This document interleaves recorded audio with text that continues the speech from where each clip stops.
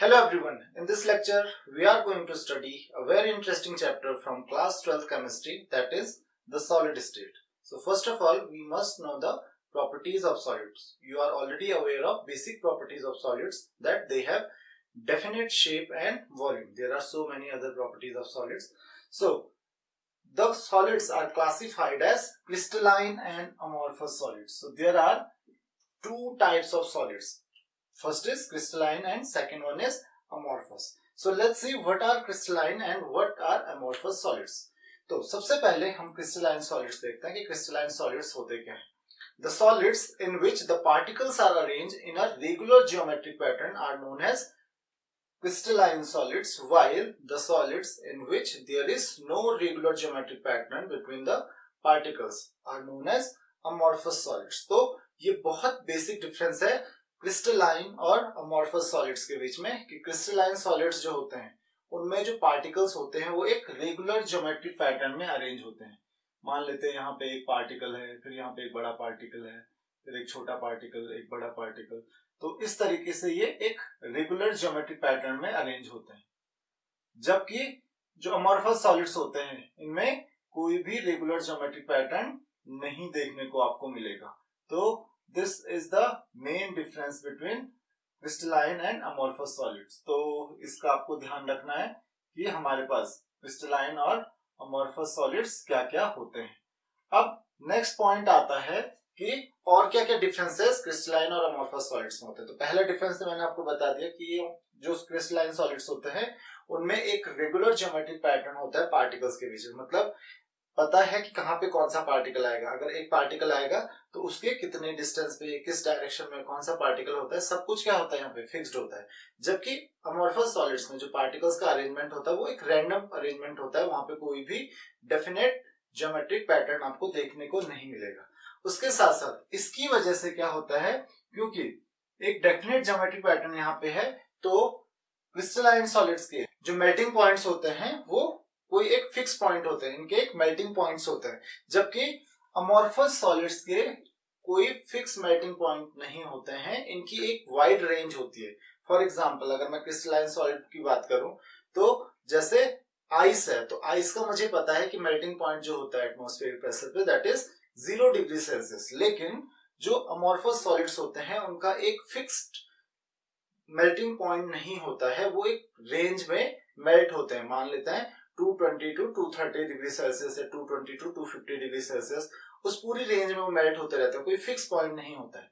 उसी तरीके से और भी है एग्जांपल्स, जैसे crystalline solids are anisotropic. Crystalline solids are anisotropic while amorphous solids are isotropic. तो अमॉर्फस सॉलिड्स आइसोट्रोपिक होते हैं और क्रिस्टलाइन सॉलिड्स एनाइसोट्रोपिक होते हैं. अब क्वेश्चन ये आता है what are isotropic and anisotropic solids. So isotropic solids are those solids in which the physical properties are same in all directions. जो फिजिकल प्रॉपर्टीज होती हैं, प्रॉपर्टीज हर डायरेक्शन में क्या होती हैं, सेम होती हैं, उनको हम कहते हैं isotropic. While anisotropic solids are those solids in which the properties may change due to change in direction. तो ध्यान रखिए कि एनाइसोट्रोपिक सॉलिड्स में जो प्रॉपर्टीज होती है वो अलग अलग डायरेक्शन में अलग अलग होती हैं, जबकि आइसोट्रोपिक में क्या होती है, हर डायरेक्शन में सेम प्रॉपर्टीज होती है. अब ऐसा क्यों होता है, क्योंकि अमॉर्फस सॉलिड्स होता है उनमें कोई भी रेगुलर ज्योमेट्रिक पैटर्न नहीं देखने को आपको मिलेगा. इस वजह से जो प्रॉपर्टीज होगी हर डायरेक्शन में एक जैसी होगी. जबकि इस क्रिस्टलाइन की बात कर रहे हैं हम, तो क्रिस्टलाइन सॉलिड्स में आप देख सकते हो कि एक रेगुलर ज्योमेट्रिक पैटर्न है. फॉर एग्जांपल आप अगर इधर के लिए देखें तो इस डायरेक्शन में एक रेगुलर ज्योमेट्रिक पैटर्न है, लेकिन अगर आप इस डायरेक्शन में जाओगे तो इस डायरेक्शन में आपको दूसरा तरीके का ज्योमेट्रिक पैटर्न मिलेगा. और वो क्यों, पार्टिकल्स के अरेंजमेंट की वजह से, क्योंकि हर डायरेक्शन में पार्टिकल अपने अलग अलग तरीके से अरेंज हुए हैं. और इस वजह से जो पार्टिकल्स का अरेंजमेंट है, इसकी वजह से जो प्रॉपर्टीज होंगी वो भी क्या होंगी, हर डायरेक्शन में अलग अलग हो सकती हैं. तो इसीलिए क्रिस्टलाइन क्या होते हैं, एनाइसोट्रोपिक, एंड जो अमॉर्फस सॉलिड्स होते हैं they are isotropic solids. Now the next is the types of crystalline solids. Types of crystalline solids. तो यहां पर हमको एक चीज ध्यान रखनी है कि अमॉर्फस सॉलिड्स में क्योंकि कोई रेगुलर ज्योमेट्रिक पैटर्न नहीं होता है तो इसको स्टडी करना इतना सिंपल नहीं होगा, तो यहाँ पे हम केवल और केवल अब क्रिस्टलाइन सॉलिड्स के बारे में ही स्टडी करेंगे। तो सबसे पहले हम बात करेंगे टाइप्स ऑफ क्रिस्टलाइन सॉलिड्स की। तो आपको पता है कि क्रिस्टलाइन सॉलिड्स जो होते हैं उनमें एक रेगुलर ज्योमेट्रिक पैटर्न होता है। उसके साथ साथ आपको पता है सॉलिड्स में जो पार्टिकल्स होते हैं there is very strong intermolecular force of attraction. जो पार्टिकल्स होते हैं उनके बीच में फोर्स ऑफ अट्रैक्शन बहुत ज्यादा स्ट्रॉन्ग होता है। So we have to classify the crystalline solids on the basis of that force of attraction, the intermolecular force of attraction between the particles। तो इस बेसिस पे हम इन सॉलिड्स को चार तरीके से क्लासिफाई कर सकते हैं। The first is ionic solids, पहला हमारे पास है ionic solids. Then second is molecular solids, the third one is covalent solids and the fourth one is metallic solids।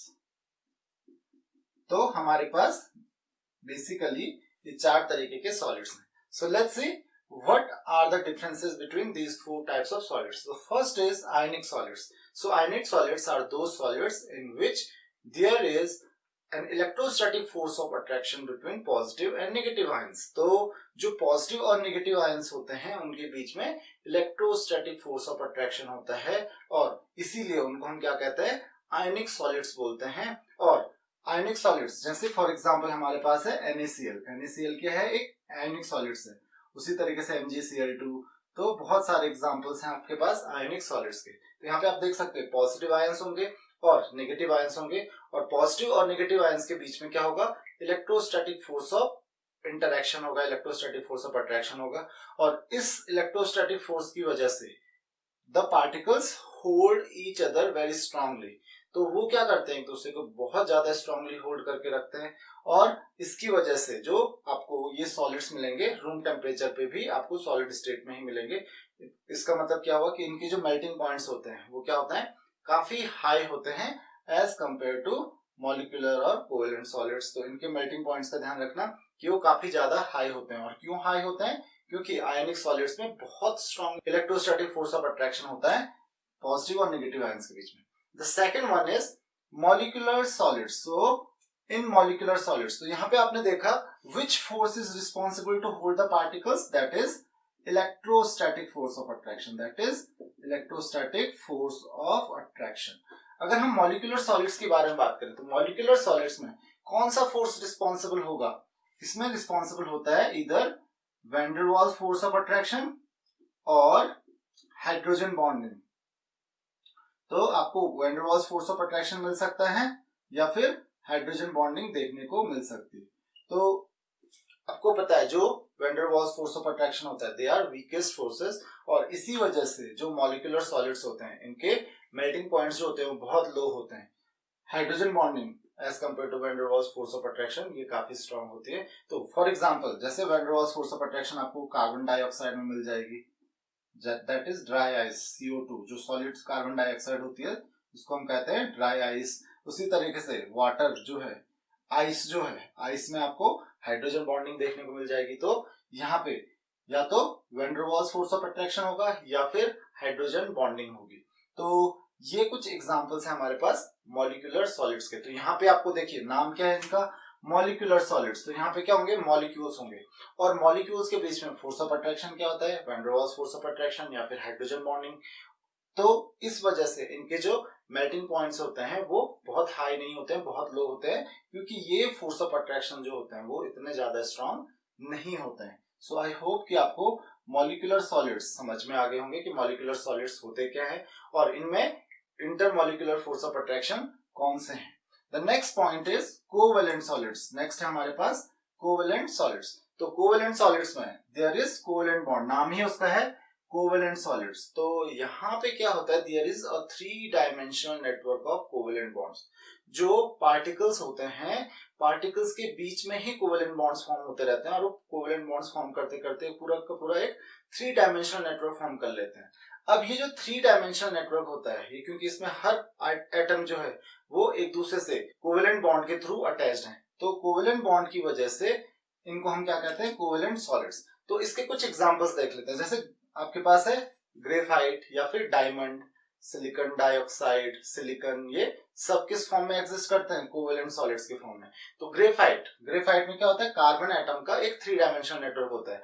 और यहाँ पे देखिए एक carbon atom 4 carbon atom 3 carbon atom से अटैच होता है और वो लेयर्स फॉर्म करते हैं। जबकि जो डायमंड होता है, डायमंड में क्या होता है, एक कार्बन एटम 4 कार्बन एटम से अटैच होता है और वो एक 3 डायमेंशनल नेटवर्क फॉर्म करते हैं। इसी वजह से जो बॉन्ड होता है, क्योंकि कोवेलेंट बॉन्ड है तो ऑब्वियसली कोवेलेंट बॉन्ड तो इतना इजी नहीं होगा आपके लिए ब्रेक करना, इसीलिए जो ये कोवेलेंट सॉलिड्स होते हैं इनके मेल्टिंग पॉइंट्स भी क्या होते हैं, बहुत ज्यादा हाई होते हैं। और साथ ही साथ आपको एक और चीज देखने को मिलेगी, ये काफी हार्ड भी होते हैं। डायमंड एक एग्जाम्पल है जो कि बहुत ज्यादा हार्ड होता है।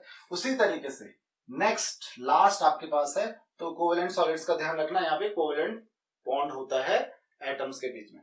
The next is metallic solids. अब ये मेटेलिक सॉलिड्स क्या होता है, तो ये एक अलग टाइप के सॉलिड्स होते हैं, नाम ही उनका मेटेलिक सॉलिड्स है। So all metals fall in this category.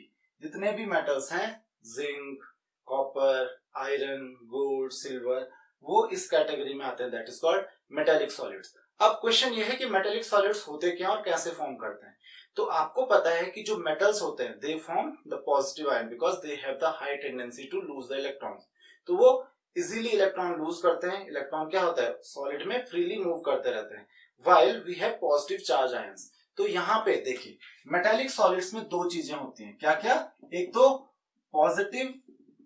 Positively charge ions, positively charged ions, तो पॉजिटिव आयंस तो होंगे cations, okay, that is you can से मेटल आयंस जो कि पॉजिटिव होंगे।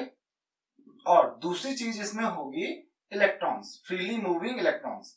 तो इन दोनों के बीच में फ्रीली मूविंग इलेक्ट्रॉन्स और मेटल आयंस, तो ये फ्रीली मूविंग इलेक्ट्रॉन्स जो होते हैं they help the metal ions to bind them. तो इलेक्ट्रॉन्स क्या करते हैं, इन मेटल आयंस को होल्ड करके रखते हैं। So it means there is an electrostatic force of attraction between metal ions and electrons.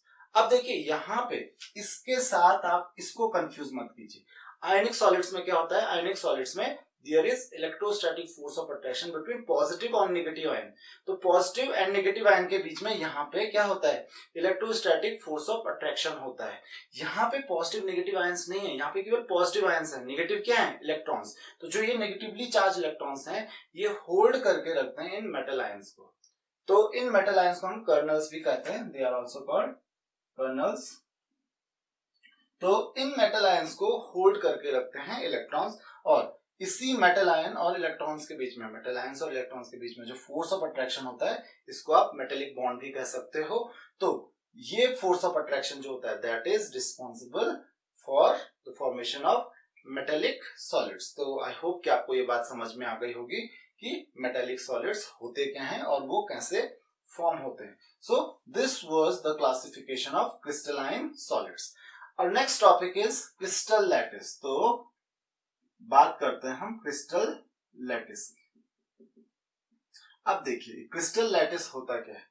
एक क्रिस्टल लैटिस जो होता है that is the 3 dimensional arrangement of the particles of crystalline solid in space.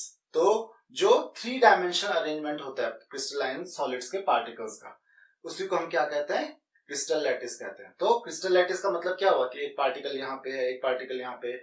उस तरीके से आपको जो पूरा का पूरा सॉलिड स्ट्रक्चर फॉर्मेशन देखने को मिलता है उसी को आप क्या कहते हो, क्रिस्टल लैटिस कहते हो। तो क्रिस्टल लैटिस कुछ नहीं है, जब भी दिमाग में क्रिस्टल लैटिस वर्ड आता है तो that is the 3 dimensional network of the particles of solid, or you can say 3-dimensional arrangement of the particles of solid in space। तो स्पेस में जो पैटर्न होता है, जिस तरीके से पार्टिकल्स अरेंज होते हैं उसी को हम क्या कहते हैं, क्रिस्टल लैटिस कहते हैं। Now the next point is unit cell. Unit cell is very important for us. So what is unit cell? Unit cell is the smallest 3-dimensional network by repetition of which crystal lattice is formed. तो unit cell क्या है, एक सबसे छोटी unit होती है, सबसे छोटा 3 डायमेंशनल पैटर्न होता है जो बार बार रिपीट होता है, क्योंकि क्या होता है यहाँ पे आपको पता है कि जो क्रिस्टल्स होते हैं, क्रिस्टलाइन सॉलिड्स जो होते हैं, उनमें जो पार्टिकल्स का पैटर्न होता है वो एक फिक्स पैटर्न होता है, एक रेगुलर ज्योमेट्री पैटर्न होता है और उसी पैटर्न को फॉलो करते रहते हैं हर पार्टिकल्स। तो एक सिंपल सा जो पैटर्न होगा जिसके रिपीटेशन से, जो मतलब बार बार रिपीट होता रहेगा और उसी के रिपीटेशन से क्या होता है, ये सॉलिड फॉर्म होता है, उसी को हम कहते हैं यूनिट सेल। तो क्या है यूनिट सेल? क्या है यूनिट सेल? एक बेसिक यूनिट है, मतलब इसीलिए इसका नाम क्या है, यूनिट सेल है। किसकी? क्रिस्टल लैटिस की। तो अगर यूनिट सेल रिपीट होते रहेंगे तो आपका पूरा क्रिस्टल लैटिस फॉर्म होता रहेगा इस तरीके से। तो आई होप कि आपको ये बात समझ में आ गई होगी कि जैसे अगर आप एक वॉल बनाते हो तो वॉल के लिए बेसिक यूनिट एक क्या चाहिए, ब्रिक चाहिए। ब्रिक के बाद ब्रिक, ब्रिक के बाद ब्रिक आप अरेंज करते रहते हो तो उससे क्या बनते हैं, पूरी वॉल बनती है। तो उसी तरीके से यहाँ पे वॉल कौन है, क्रिस्टल लैटिस है। ब्रिक कौन है, यूनिट सेल है। तो यूनिट सेल क्या है, सबसे छोटा अरेंजमेंट है, स्मॉलेस्ट अरेंजमेंट जो है पार्टिकल्स का, उसको क्या कहेंगे हम, यूनिट सेल कहेंगे। और ये यूनिट सेल के रिपीटेशन से आपको क्या मिलेगा, क्रिस्टल लैटिस मिलेगा। तो आई होप कि आपको ये क्लियर समझ में आ गया होगा कि यूनिट सेल क्या है और क्रिस्टल लैटिस क्या है।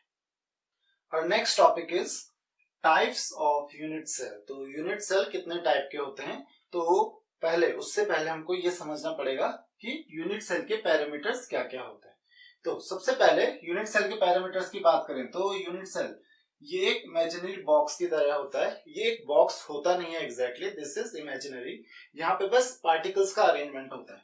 तो यहाँ पे आप अगर एक 3 डायमेंशनल शेप की बात करो तो ये वाली साइड जो हो गई इसकी, that is A, this side जो x एक्सिस के अलॉन्ग है a, y एक्सिस के अलॉन्ग इसको हम b से डिनोट कर सकते हैं और z एक्सिस के अलॉन्ग c से डिनोट कर सकते हैं।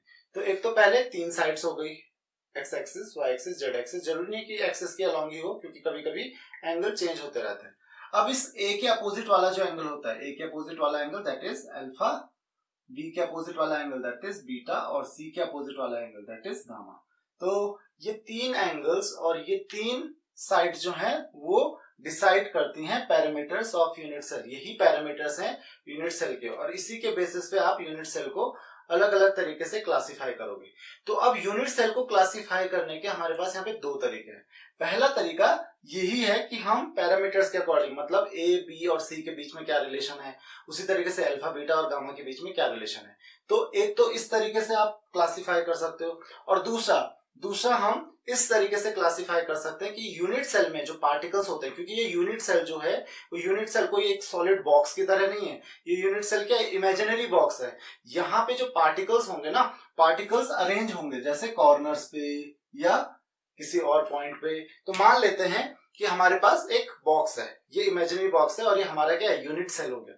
तो यहाँ पर अब हम यूनिट सेल को अलग अलग तरीके से क्लासिफाई कर सकते हैं। सबसे पहला आपके पास है प्रिमिटिव यूनिट सेल। तो हम दोनों तरीके से क्लासिफाई कर रहे हैं एक साथ। किस बेसिस पे, पार्टिकल्स का अरेंजमेंट कहां कहां पे होगा, कहां पे पार्टिकल्स होंगे किसी भी यूनिट सेल में, और दूसरा कि ए, बी, सी और अल्फा, बीटा, गामा के बीच में क्या रिलेशन होगा। तो सबसे पहले हम बात करते हैं प्रिमिटिव यूनिट सेल, या आप इसको सिंपल यूनिट सेल भी कह सकते हो।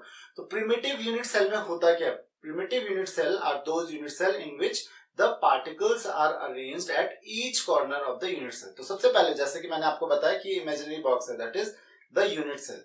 तो यहाँ पे देखिए कॉर्नर्स है, यहाँ पे देखिए 1 2 3 4 5 6 7 8 कॉर्नर्स हो गए इसके।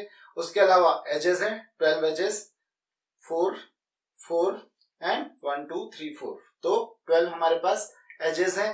उसके अलावा हमारे पास फेसेस हैं 1 2 3 4 5 एंड 6 फेसेस हैं। तो इन 6 को फेसेस का हो गया, ये को हो गए इसके कॉर्नर्स, 8 कॉर्नर्स और 12 एजेस। तो ये आपको ध्यान रखना है यूनिट सेल के बारे में।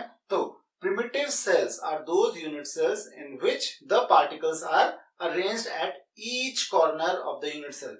हर कॉर्नर पे आपको पार्टिकल मिलेगा, मतलब एक इस कॉर्नर पे, एक इस कॉर्नर पे, इस कॉर्नर पे, इस कॉर्नर पे, इस कॉर्नर पे, इस कॉर्नर पे। तो हर कॉर्नर पे मतलब 8 के 8 कॉर्नर्स पे आपको पार्टिकल्स मिलेंगे। तो ऐसे यूनिट सेल्स को आप क्या कहते हो, primitive unit cell. Now corner पे तो आपको पता चल गया। अब ये प्रिमिटिव यूनिट सेल कितने टाइप्स के होते हैं, तो प्रिमिटिव यूनिट सेल को आप किस बेसिस पे, ए, बी और सी के या फिर अल्फा, बीटा, गामा के बेसिस पे आप अरेंज कर सकते हो। तो सबसे पहले आपके पास आता है क्यूबिक यूनिट सेल। नाम है क्यूबिक है इसका।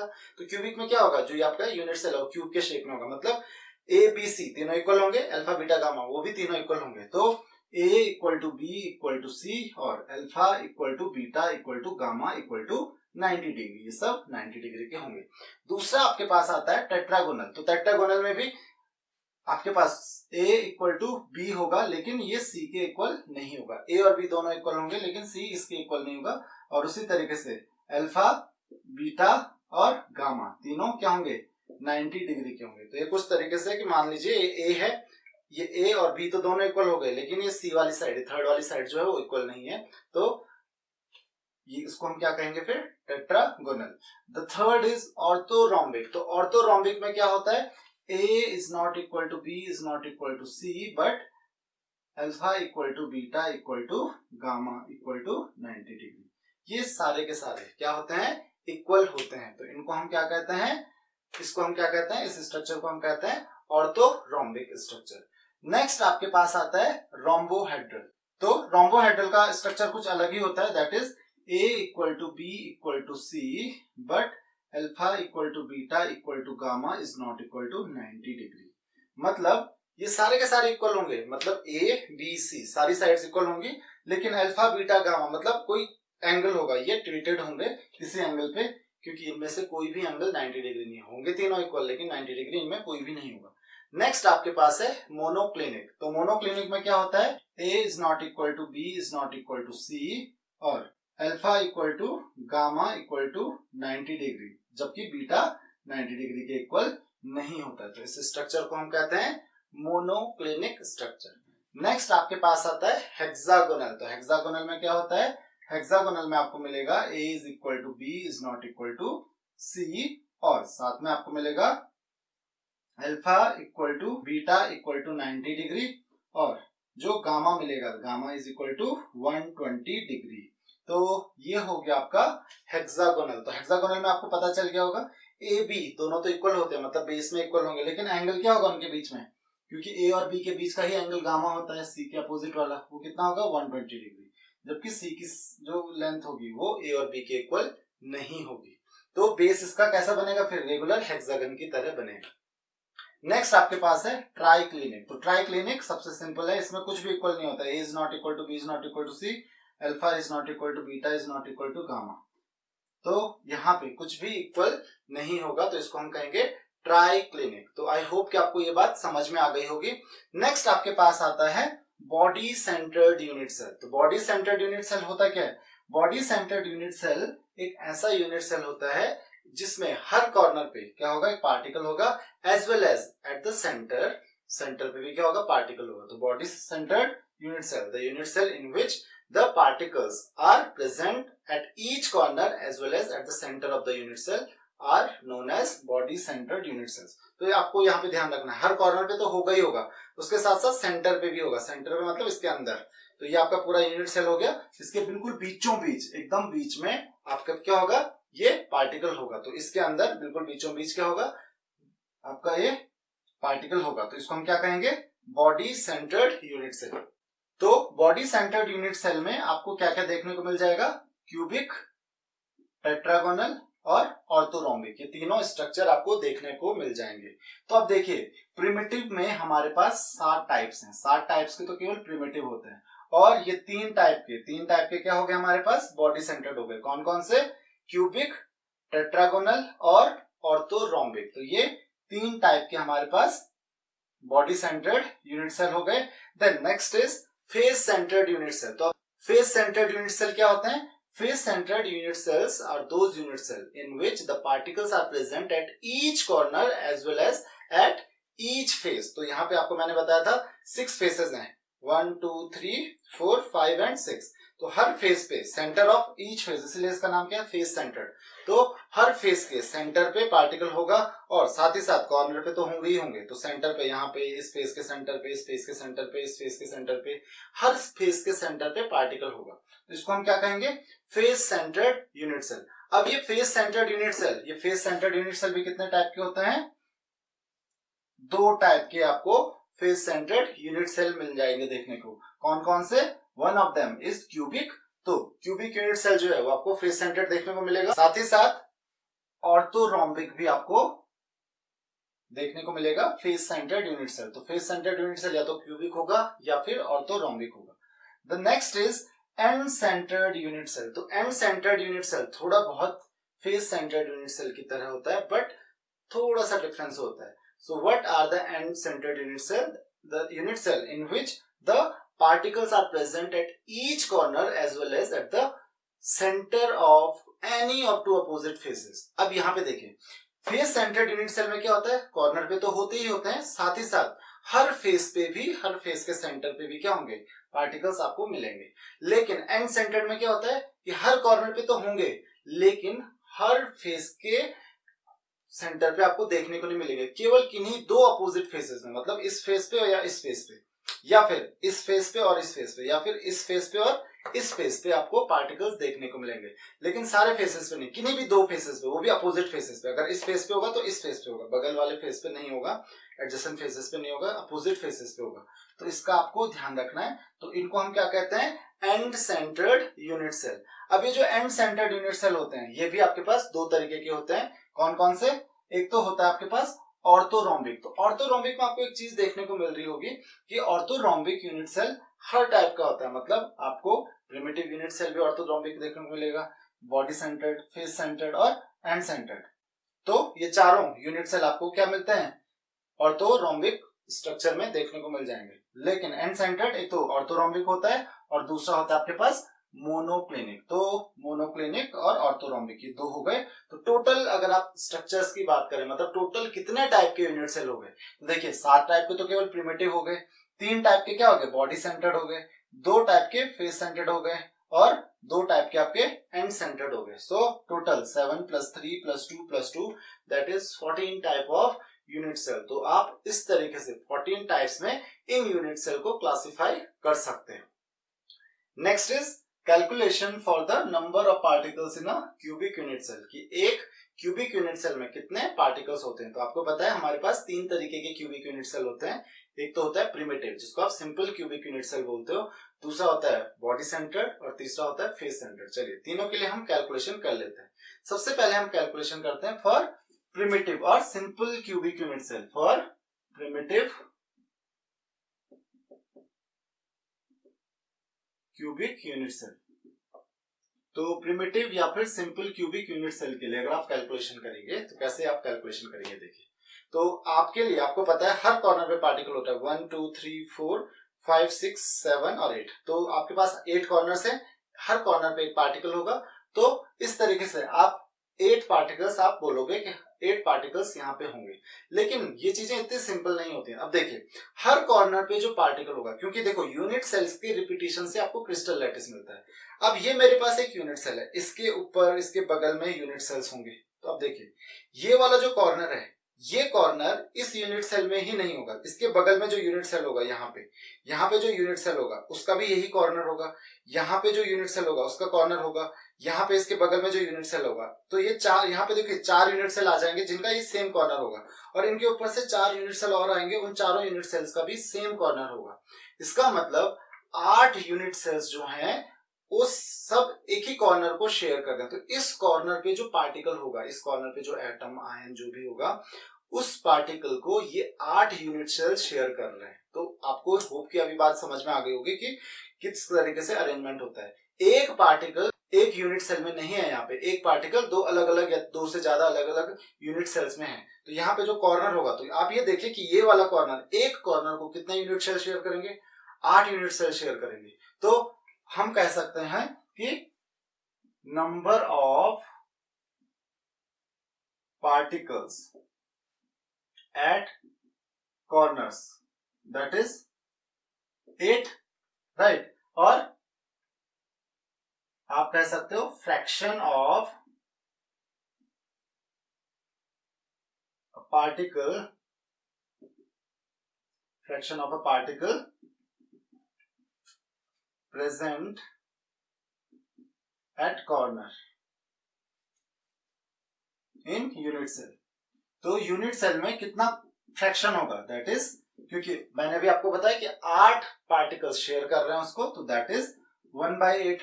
तो total number of particles, total आप कह सकते हो total number of particles in simple या फिर जिसको आप प्रिमिटिव बोलते हो क्यूबिक यूनिट सेल। तो देखिए एक कॉर्नर पे जो पार्टिकल है उसका कितना पोर्शन उसके पास है, केवल 1/8, तो दैट इज इक्वल टू 1/8, और ऐसी 8 कॉर्नर हैं तो इंटू 8 हो जाएगा, दैट इज इक्वल टू 1। तो कुल मिला के अगर सिंपल क्यूबिक यूनिट सेल हुआ तो सिंपल क्यूबिक यूनिट सेल का कितना पोर्शन एक यूनिट सेल में होता है, दैट इज 1। केवल एक ही एटम होगा एक यूनिट सेल में ओवरऑल टोटल, भले ही आपके पास 8 कॉर्नर में है, लेकिन 8 कॉर्नर में जो एटम्स हैं उनका केवल 1/8 पार्ट है किसके पास, एक यूनिट सेल के पास। तो टोटल ओवरऑल कितना है यहाँ पे पार्टिकल नंबर ऑफ पार्टिकल्स 1। उसी तरीके से the second one is for body centred cubic, body centred unit cell जो होता है, तो क्यूबिक यूनिट सेल बोलेंगे इसको, तो इसको हम अब शॉर्ट में हम बीसीसी यूनिट सेल भी कहते हैं, body centred cubic unit cell. तो इसके लिए तो देखिए, अब देखिए यहाँ पे body centred cubic unit cell क्या होता है, जिसमें हर कॉर्नर पे पार्टिकल होता है, एज वेल एज कहां पे होता है, बॉडी के सेंटर पे, मतलब इसके अंदर। तो देखिए, तो पार्टिकल्स फ्रॉम कॉर्नर, तो इसके लिए मैं कैलकुलेशन नहीं कर रहा हूं, आप चाहो तो पूरी कैलकुलेशन फिर से कर लो इसके लिए, क्योंकि इसके कॉर्नर में होता है, तो कॉर्नर्स के लिए तो यही कैलकुलेशन होगी। तो फ्रॉम कॉर्नर्स, तो कॉर्नर से टोटल कितने आ रहे हैं, 1, जैसे पिछले वाले में आए थे, इसमें भी कॉर्नर से 1 ही आएंगे। और दूसरा आपके पास जो है एक बॉडी के सेंटर में है, तो particles present at body centre, वो कितना है, बॉडी सेंटर पे एक पार्टिकल है, दैट इज इक्वल टू 1। तो टोटल कितने पार्टिकल्स हो गए। अब देखिए इसके बॉडी सेंटर में जो पार्टिकल होगा वो तो बॉडी के सेंटर में होगा, अंदर होगा, तो उसको इसके बगल वाले कोई भी यूनिट सेल शेयर तो कर नहीं सकते हैं। तो इसका मतलब टोटल पार्टिकल्स कितने होंगे, टोटल नंबर ऑफ पार्टिकल्स कितने हो गए इसमें, दैट इज इक्वल टू, एक तो कॉर्नर से आया है प्लस एक बॉडी के सेंटर से, दैट इज इक्वल टू 2। तो body centred cubic unit cell में कितने पार्टिकल्स आपके पास हो जाएंगे, दैट इज 2। थर्ड आपके पास आता है that is face centred cubic unit cell, तो मैं शॉर्ट में लिख रहा हूं face centred cubic unit cell.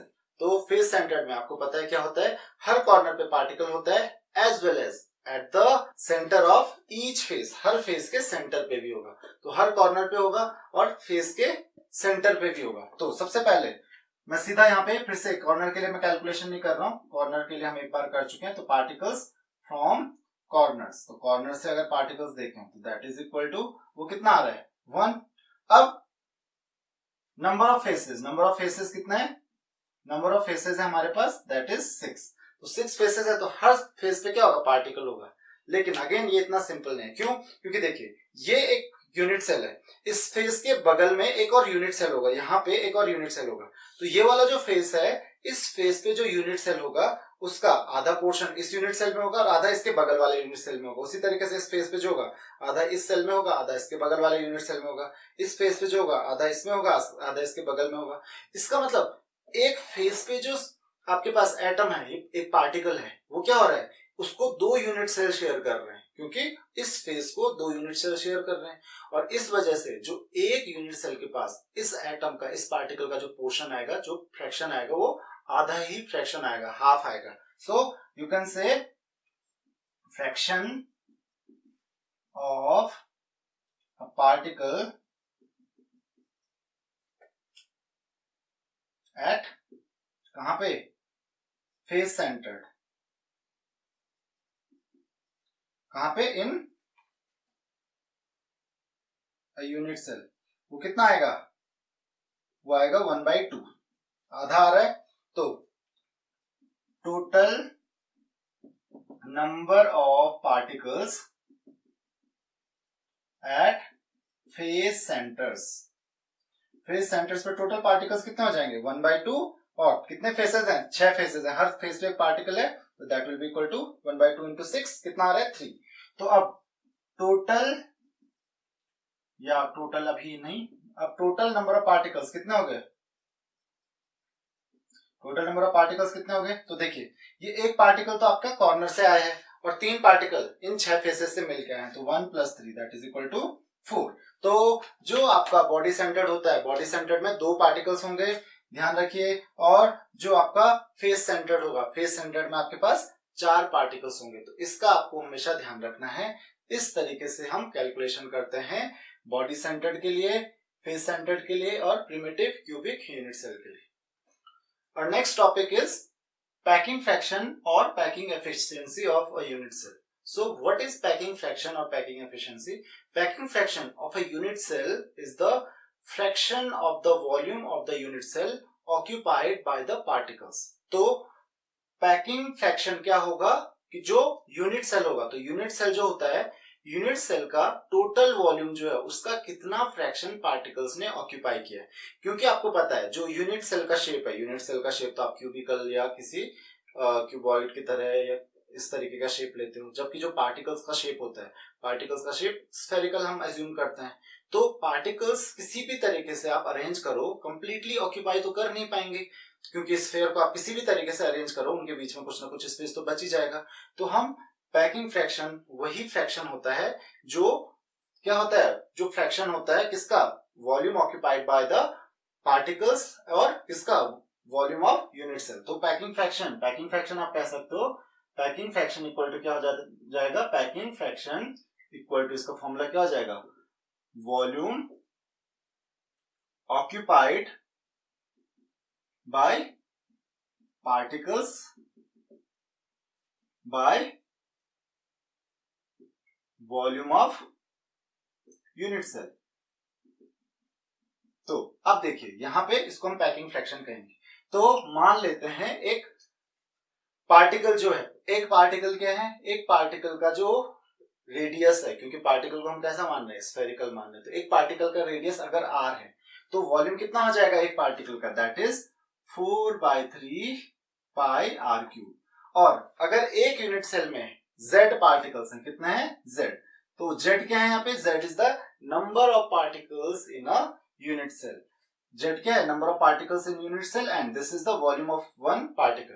तो एक पार्टिकल का वॉल्यूम इतना और इतने पार्टिकल्स हैं, तो टोटल कितना वॉल्यूम ऑक्यूपाई करेंगे particles, that is z into 4/3 pi r cube. और हम क्यूबिक यूनिट सेल की बात कर रहे हैं, तो वॉल्यूम ऑफ यूनिट सेल क्या हो जाएगा, अगर उसकी साइड a है, तो अगर क्यूबिक यूनिट सेल की एक साइड जो है वो अगर a है तो उसका टोटल वॉल्यूम कितना हो जाएगा, that will B a cube. तो ये क्या हो जाएगा, इसका फॉर्मूला हो जाएगा किसका, पैकिंग फ्रैक्शन का। और पैकिंग एफिशिएंसी की बात करो, पैकिंग एफिशिएंसी को आप डिनोट करते हो ईटा से, तो that will be equal to percentage. तो इसको हम परसेंटेज के टर्म्स में करोगे कि the percentage volume occupied by the particles of a unit cell. तो एक यूनिट सेल का परसेंटेज वॉल्यूम, कितना परसेंट वॉल्यूम ये ऑक्यूपाई करता है, तो कुछ नहीं, that is z into 4/3 pi r cube by a cube into, क्या करेंगे इसको परसेंटेज के लिए 100 से मल्टीप्लाई कर देंगे। तो आई होप कि आपको ये फॉर्मूला जो है वो समझ में आ गया होगा पैकिंग एफिशिएंसी का।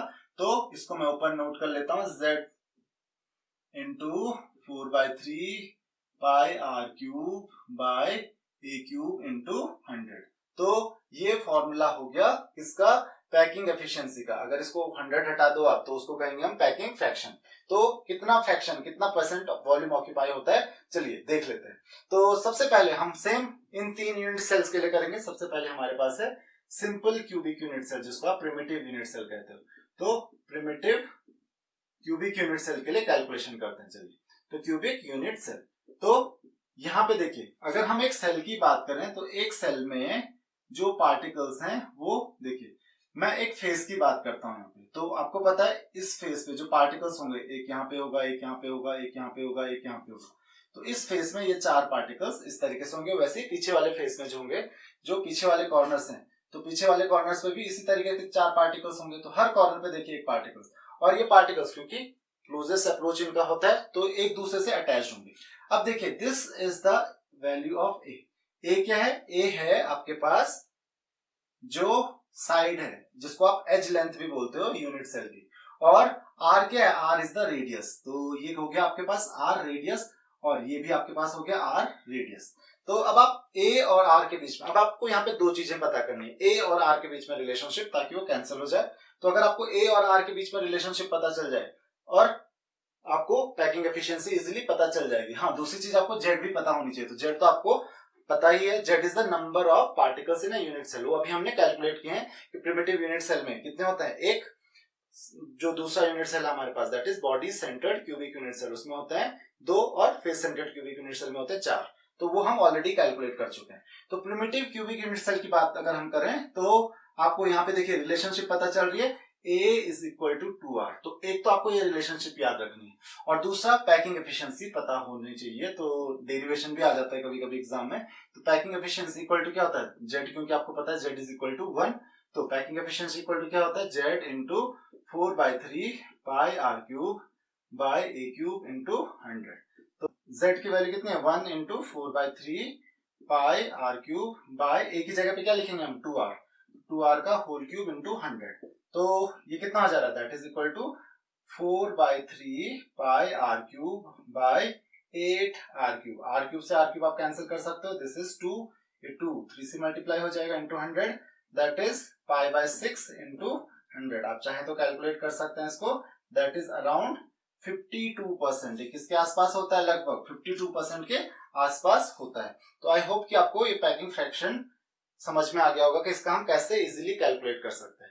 दूसरा आपके पास आता है second one is face centred cubic unit cell. तो face centred cubic unit cell की हम बात करेंगे। तो इसके लिए एफिशिएंसी सबसे पहले ए और आर के बीच में रिलेशन। अब यहाँ पे देखिए, यहाँ पे तो हमारे पास हर कॉर्नर पे ही पार्टिकल्स थे, तो वो इजीली क्या हो सकते हैं, एक दूसरे के साथ अटैच हो सकते हैं। लेकिन face centred cubic unit cell के केस में क्या है, यहाँ पे केस ही अलग है। यहाँ पे कॉर्नर पे तो पार्टिकल्स हैं ही हैं, साथ में हर फेस के सेंटर पे भी हैं। तो मान लेते हैं ये आपके पास पार्टिकल्स हैं हर कॉर्नर पे। तो देखिए एक इस फेस की बात कर रहा हूं मैं, तो ये वाला जो फेस है, मैं बाकी फेसेस के नहीं देख रहा हूं, अभी केवल इस फेस के देखिए। तो ये वाला जो फेस है इसके लिए एक सेंटर पे पार्टिकल होगा जो कि ऑब्वियस है।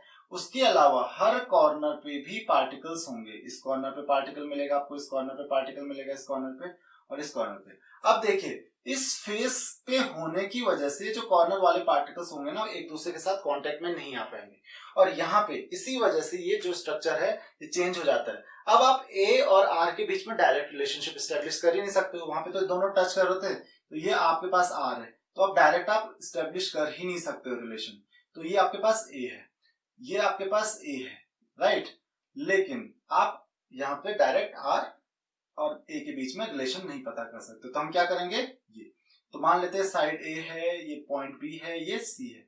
तो ए बी सी 3 पॉइंट हो गए आपके पास। तो ट्राइंगल एबीसी देखिए आप, इन ट्राइंगल एबीसी जो है इसमें क्या हो रहा है, A B square plus B C का square is equal to A C का स्क्वायर। अब देखिए ए बी किसके इक्वल है, ए बी क्या है, एज लेंथ है, that is A square plus B C भी क्या है, that is A square is equal to Pythagoras theorem हमने अप्लाई की। अब ए सी देखिए कितना है, दिस इज आर। यहाँ पे देखिए ये पूरा का पूरा आपके पास क्या आ रहा है, ये पूरा का पूरा आपके पास स्फेयर आ रहा है। तो इसका कितना हो जाएगा 2r, क्योंकि पूरा का पूरा डायमीटर आ रहा है, और ये r।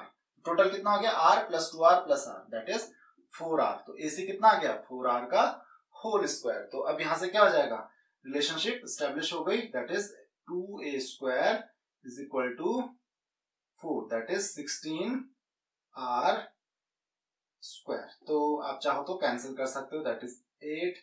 तो a इक्वल टू क्या हो जाएगा 8 रूट 8 कितना होता है, दैट इज 2 रूट 2 r। तो यहाँ पे a और r के बीच की रिलेशनशिप भी आपको मिल गई। अब क्या करना है, तो एक तो a और r के बीच की रिलेशनशिप, सेकंड इज z।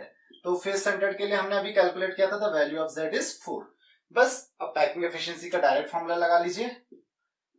तो packing efficiency that is equal to z into 4/3। तो z की वैल्यू मैं डायरेक्ट पुट कर रहा हूं यहाँ पे, that is 4 into 4/3 pi r cube bye a की वैल्यू क्या लिखनी है, दैट इज 2 रूट 2 r का होल क्यूब। तो एफिशिएंसी कितनी हो जाएगी, that is 16/3 pi r cube divided by, देखिए 2 रूट 2, तो 2 का क्यूब होता है 8। तो इसके साथ हम क्या करेंगे 2 root 2, that is 16 root 2 into 100 भी होगा यहाँ पे, तो इंटू आर क्यूब। तो आर क्यूब से आर क्यूब कैंसिल, 16 से 16 कैंसिल, इंटू आपके पास क्या आ गया 100। तो that is equal to efficiency जो आ रही है आपके पास, that is pi by 3 root 2 into 100। तो एफिशिएंसी जो होगी that is approximately equal to 74%। तो यहाँ पे पैकिंग एफिशिएंसी देखिए बहुत हाई आ गई। इसका मतलब देखो जो प्रिमिटिव क्यूबिक यूनिट सेल है, सिंपल क्यूबिक यूनिट सेल है, इसमें केवल 52% स्पेस क्या ऑक्यूपाइड है, जबकि इसमें कितना है 74% स्पेस ऑक्यूपाइड है। थर्ड की हम बात करते हैं तो देख लीजिए इसको एक बार, तो होप कि आपको ये समझ में आ गया होगा। थर्ड जो है आपके पास, third is body centred cubic unit cell. तो इसमें आपको थोड़ी सी इमेजिनेशन की जरूरत पड़ेगी। तो चलिए body centred cubic unit cell के लिए भी हम देख लेते हैं। तो body centred cubic unit cell, तो इसके लिए देखिए कैसे हम कैलकुलेट करते हैं। तो मान लेते हैं हमारे पास यहाँ पे body centred cubic unit cell है। तो अब यहाँ पे होता क्या है, जो पार्टिकल्स प्रेजेंट होते हैं वो हर कॉर्नर पे होते हैं, वो हर कॉर्नर पे होते हैं, और साथ ही साथ कॉर्नर के साथ साथ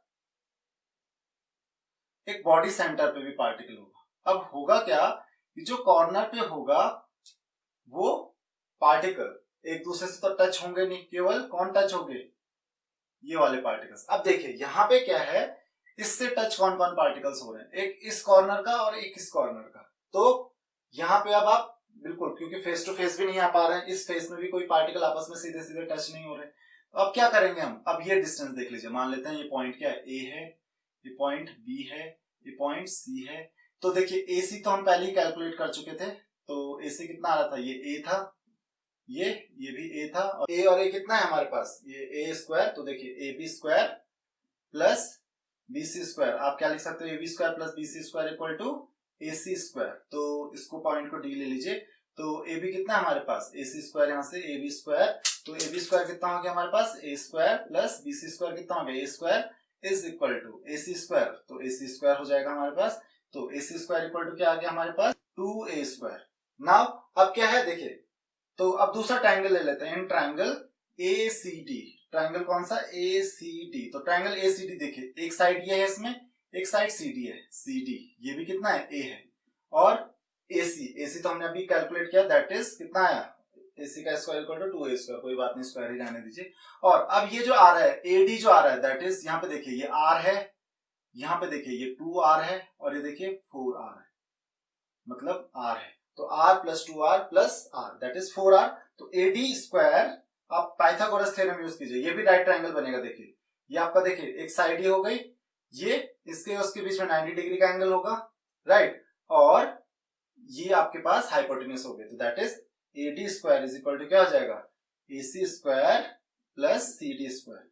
तो AD कितना हमारे पास, दैट इज 4R का whole square equal to AC कितना है 2A का स्क्वायर प्लस A स्क्वायर। तो 4R का whole square that is 16R square is equal to 3A square. तो आप लिख सकते हो यहां से A इज इक्वल टू 16 का स्क्वायर रूट जो होता है दैट इज 4/√3 इंटू R। तो ध्यान रखिए this is the value of A।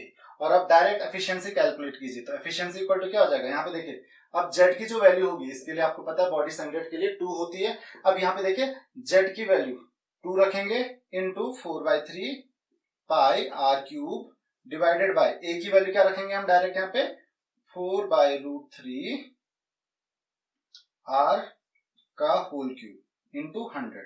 तो आप चाहें तो एफिशिएंसी को लिख सकते हो इस तरीके से 2 into 4 that is 8/3 pi R cube bye ये क्या हो जाएगा 64 divided by 3√3 R cube into 100। तो आप कैंसिल कीजिए, R क्यूब से R क्यूब कैंसिल, 3 से 3 कैंसिल, 64, तो 64 से 8 कैंसिल, ये हो जाएगा आपके पास, यहाँ पे बचेगा हमारे पास 8। तो कितना बचा हमारे पास यहाँ पे √3 पाई बाय 8 इंटू 100, और इसकी जो वैल्यू होती है आप चाहे तो कैलकुलेट कर सकते हो, that is approximately equal to 68%। तो body centred cubic unit cell की जो पैकिंग एफिशिएंसी होती है 68%, जो फेस सेंटर्ड की होती है 74, और जो प्रिमिटिव यूनिट सेल की होती है दैट इज 52%। तो यहाँ पे आप देख रहे हैं जो हाईएस्ट परसेंटेज होता है that is of face centred cubic unit cell. इससे हाईएस्ट परसेंटेज, इससे हायर परसेंटेज किसी का नहीं होता है, तो इससे ज्यादा पैकिंग एफिशिएंसी किसी की नहीं है फिलहाल अभी तक। तो यहाँ पे इसकी पैकिंग एफिशिएंसी 74% है, तो मतलब इसका मतलब क्या हुआ कि जो पूरा का पूरा यूनिट सेल है उसका 74% स्पेस इसने ऑक्यूपाई किया, बाकी स्पेस क्या होगा, खाली रहेगा। इसका 52% ऑक्यूपाई किया, बाकी 48% खाली रहेगा। इसका 68% स्पेस जो है वो ऑक्यूपाइड है और बाकी स्पेस इसका भी खाली रहेगा। तो आई होप कि आपको ये बात समझ में आ गई होगी कि कैसे हम परसेंटेज कैलकुलेट करते हैं, परसेंटेज फ्रैक्शन, या आप कह सकते हो पैकिंग एफिशिएंसी, और साथ ही साथ आपको ए और आर के बीच में रिलेशन भी कैलकुलेट करना है, क्योंकि कुछ क्वेश्चंस आते हैं जहां पे उसने ए की वैल्यू दी होती है, दैट इज एज लेंथ, इसको हम एज लेंथ भी कहते हैं, क्योंकि एक एज जो है उसकी लेंथ ए होती है, और वो पूछेगा आपको कि एटम जो है, वो पार्टिकल जो है, उसका आप रेडियस बताइए, उसका वॉल्यूम बताइए। तो रेडियस और ए के बीच में डायरेक्ट क्वेश्चन आ सकता है 1 या 2 मार्क्स का, तो आपको इसका भी ध्यान रखना है। The next topic is density of unit cell. तो एक्चुअल में जो यूनिट सेल की डेंसिटी होगी वही पूरे के पूरे सॉलिड की डेंसिटी होगी, पूरे के पूरे क्रिस्टल लैटिस की डेंसिटी होगी। क्यों? क्योंकि आपको पता है क्रिस्टल लैटिस जो होता है वो किसके रिपीटेशन से बनता है? यूनिट सेल के रिपीटेशन से बनता है, और डेंसिटी जो होती है that is the property of material. तो जो उस यूनिट सेल की डेंसिटी होगी वही पूरे के पूरे जो क्रिस्टल लैटिस है उसकी डेंसिटी होगी। अब आपको डेंसिटी का फॉर्मूला ऑलरेडी पता है, density that is rho is equal to क्या होता है? Mass by volume. तो अगर मैं यूनिट सेल की बात कर रहा हूं तो डेंसिटी ऑफ यूनिट सेल क्या हो जाएगी? Mass of unit cell by volume of unit cell. तो अब यहां पे मान लेते हैं जो m है, m is molar mass of solid, जो भी सॉलिड है, राइट। उसके अलावा जो a होता है, a आपको पता है a क्या होती है? Edge length. उसके साथ साथ z equal to number of particles in one unit cell. तो एक यूनिट सेल में जितने पार्टिकल्स होते हैं दैट इज z। तो अब इसके बाद क्या है देखिए, तो हम क्या कैलकुलेट करेंगे? हमको दो चीजें ध्यान रखनी है। अगर मुझे यूनिट सेल का क्या चाहिए? डेंसिटी चाहिए, तो मुझे क्या क्या चाहिए? उसका मास चाहिए और वॉल्यूम चाहिए। तो सबसे पहले वॉल्यूम कैलकुलेट करना तो बड़ा इजी है। Volume of unit cell equal to क्या है? That is equal to A cube. अगर मैं क्यूबिक यूनिट सेल की बात करूंगा, अगर उसकी एज लेंथ ए है तो यूनिट सेल का वॉल्यूम क्या हो जाएगा? ए क्यूब। सिंपल है। दूसरा, अब हमको करना है calculate mass of unit cell. तो मास ऑफ यूनिट सेल कैसे कैलकुलेट करेंगे हम? देखिए, तो मास ऑफ यूनिट सेल कैसे कैलकुलेट करेंगे? तो देखिए, मास ऑफ यूनिट सेल क्या कैसे कैलकुलेट करेंगे? That is number of atoms या number of particles into mass of one particle. चलिए, नंबर ऑफ पार्टिकल्स तो मुझे पता है, ये कितना है? z है। मास ऑफ वन पार्टिकल कैसे मिलेगा? तो देखिए, मास ऑफ, देखो, तो मोलर मास कितना है? Molar mass equal to m दिया हुआ है, वो मोलर मास ऑफ सॉलिड। तो अगर मैं कैलकुलेट करूं मास ऑफ वन पार्टिकल, तो अगर मोलर मास m है तो मास ऑफ वन पार्टिकल, एक पार्टिकल का मास कितना होगा? तो सबसे पहले आप ये समझिए कि मोलर मास का क्या मतलब होता है। मोलर मास का मतलब होता है वन मोल पार्टिकल का जो मास होता है, एक मोल पार्टिकल्स का जो मास होता है उसी को आप मोलर मास कहोगे। तो एक मोल पार्टिकल्स का अगर मास क्या है? m है, तो एक पार्टिकल का मास कितना हो जाएगा? m divided by number of particles in one mole. वो कितने होते हैं? 6.022 into 10⁻23। उसको हम Na से डिनोट करते हैं। Na क्या है यहाँ पे? Avogadro's constant. तो इस चीज को एक बार फिर से समझ लीजिए। मैंने क्या कहा कि m क्या है? मोलर मास है। मोलर मास का मतलब क्या होता है? एक मोल पार्टिकल्स का मास। और अगर एक मोल पार्टिकल्स का मास m है तो एक पार्टिकल का मास कितना हो जाएगा? m divided by number of particles कितने हैं? That is Na। तो ये हो गया मास ऑफ वन पार्टिकल। तो मास ऑफ यूनिट सेल भी मिल गया आपको यहां से। Mass of unit cell equal to कितना आ गया? देखिए, z into m by Na। बस अब आप क्या करना है? वॉल्यूम पता चल गया, मास ऑफ यूनिट सेल पता चल गया। अब डेंसिटी पता कीजिए सीधा। डेंसिटी क्या हो गया? Density of unit cell, density is equal to क्या हो जाएगा? Mass of unit cell that is equal to Zm by Na divided by volume of unit cell by A cube. तो आप लिख सकते हो rho is equal to Zm by Na into A cube. तो ये मिल गया आपको formula for the density of unit cell. तो किसी भी सॉलिड की डेंसिटी आप कैसे कैलकुलेट करोगे, उसके लिए आपके पास फॉर्मूला ये है। और next topic is close packing of particles. Density हम ऑलरेडी डिस्कस कर चुके हैं। तो क्लोज पैकिंग कैसे होती है पार्टिकल्स की सॉलिड में? तो सबसे पहले हम वन डायमेंशन से शुरू करेंगे। तो जनरली हमको पता है जो पार्टिकल्स की पैकिंग होती है थ्री डायमेंशन होती है, तो हम वन डायमेंशन से शुरू करेंगे। तो सबसे पहले वन डायमेंशन में किस तरीके से पैकिंग होती है, तो देखिए वन डायमेंशन में केवल एक ही पॉसिबिलिटी है, क्लोज्ड पैकिंग। क्लोज्ड पैकिंग मतलब जितना पार्टिकल्स क्लोज हो सकते हैं एक दूसरे के। तो एक ही तरीका है कि पार्टिकल्स क्या हो, एक के पीछे एक अटैच हो, क्योंकि एक ही डायमेंशन में हम जाएंगे तो एक के बाद एक लाइन से पार्टिकल्स अटैच हो जाएं एक दूसरे से। तो इसके अलावा कोई और तरीका हमारे पास है नहीं। तो इस तरीके से वन डायमेंशन में पार्टिकल्स अरेंज होते हैं, एक लाइन फॉर्म करते हैं। अगर हम टू डायमेंशंस की बात करें तो अब यहाँ पे टू डायमेंशंस में हमारे पास दो तरीके के आते हैं पार्टिकल्स को अरेंज करने के। पहला तरीका ये है कि जैसे हमने पार्टिकल्स की एक लाइन बनाई, सेम एज इट इज उसके ऊपर आप एक और पार्टिकल्स की लाइन अरेंज कीजिए। सेम जैसे एक पार्टिकल के ऊपर दूसरा पार्टिकल, इसके ऊपर ये वाला पार्टिकल, इसके ऊपर ये पार्टिकल, इसके ऊपर ये पार्टिकल। तो इस तरीके से आप पार्टिकल्स को अरेंज कर सकते हो। तो इसको आप बोलोगे ए टाइप अरेंजमेंट। ए टाइप अरेंजमेंट क्यों कहेंगे हम इसको, क्योंकि इसमें जो पार्टिकल्स अरेंज हैं, पार्टिकल्स क्या हैं, सारे के सारे पार्टिकल्स क्या हैं, एक ही जैसे हैं। तो ए टाइप मतलब जो एक लाइन को, एक पर्टिकुलर टाइप ऑफ लाइन को ए से अगर हम रिप्रेजेंट कर रहे हैं तो इसको हम क्या कहेंगे, ए टाइप लाइन। तो सारी ए टाइप की लाइंस होंगी और इस पैकिंग को हम कहते हैं। देखिए अगर आप अरेंजमेंट करते हैं तो अगर आप एक पार्टिकल की बात करते हैं तो ये वाला जो पार्टिकल है, कोई सा भी पार्टिकल ले लीजिए, एक तो ये इससे अटैच है, इससे अटैच है, इससे और इससे, इन चार पार्टिकल से अटैच होगा। तो अगर आप इन चारों को ज्वाइन करोगे तो ये बनेगा एक स्क्वायर। तो इसीलिए इस पैकिंग को हम कहते हैं स्क्वायर क्लोज्ड पैकिंग। क्या कहेंगे इसको, स्क्वायर क्लोज्ड पैकिंग। दूसरा आपके पास एक और तरीका है। तरीका क्या है कि अगर हम इस तरीके से ना अरेंज करके इन दोनों पार्टिकल्स के बीच में, यहाँ पे आपको दिख रहा है ये दो पार्टिकल्स हमारे पास यहाँ पे हैं, इन दो पार्टिकल्स के बीच में जो गैप है, इसको डिप्रेशन हम कहते हैं, इसके बीच का जो गैप है, डिप्रेशन है, वहां पे अरेंज कर दीजिए। तो वहां पे अरेंज करने से क्या होगा कि जो पार्टिकल्स के बीच का जो गैप है वो कम हो जाएगा। यहाँ पे गैप क्या होगा, पार्टिकल्स के बीच में ज्यादा होगा। तो इस डिप्रेशन में पुट करके क्या होगा, तो पार्टिकल्स देखिए इस तरीके से अरेंज होंगे। ऊपर वाला जो रो होगी वो अलग तरीके से होगी। तो अगर मैं इस रो को ए कहूंगा तो इसको क्या कहूंगा, बी। फिर तीसरी रो को मैं क्या कहूंगा, जो बी के जो डिप्रेशन होंगे, बी वाली रो के, उसके डिप्रेशन में आप पुट करोगे इस तरीके से। तो इसके डिप्रेशन में पुट करके आप थर्ड रो को देखोगे तो फिर से ये ए टाइप हो गई, फिर से बी टाइप हो गई।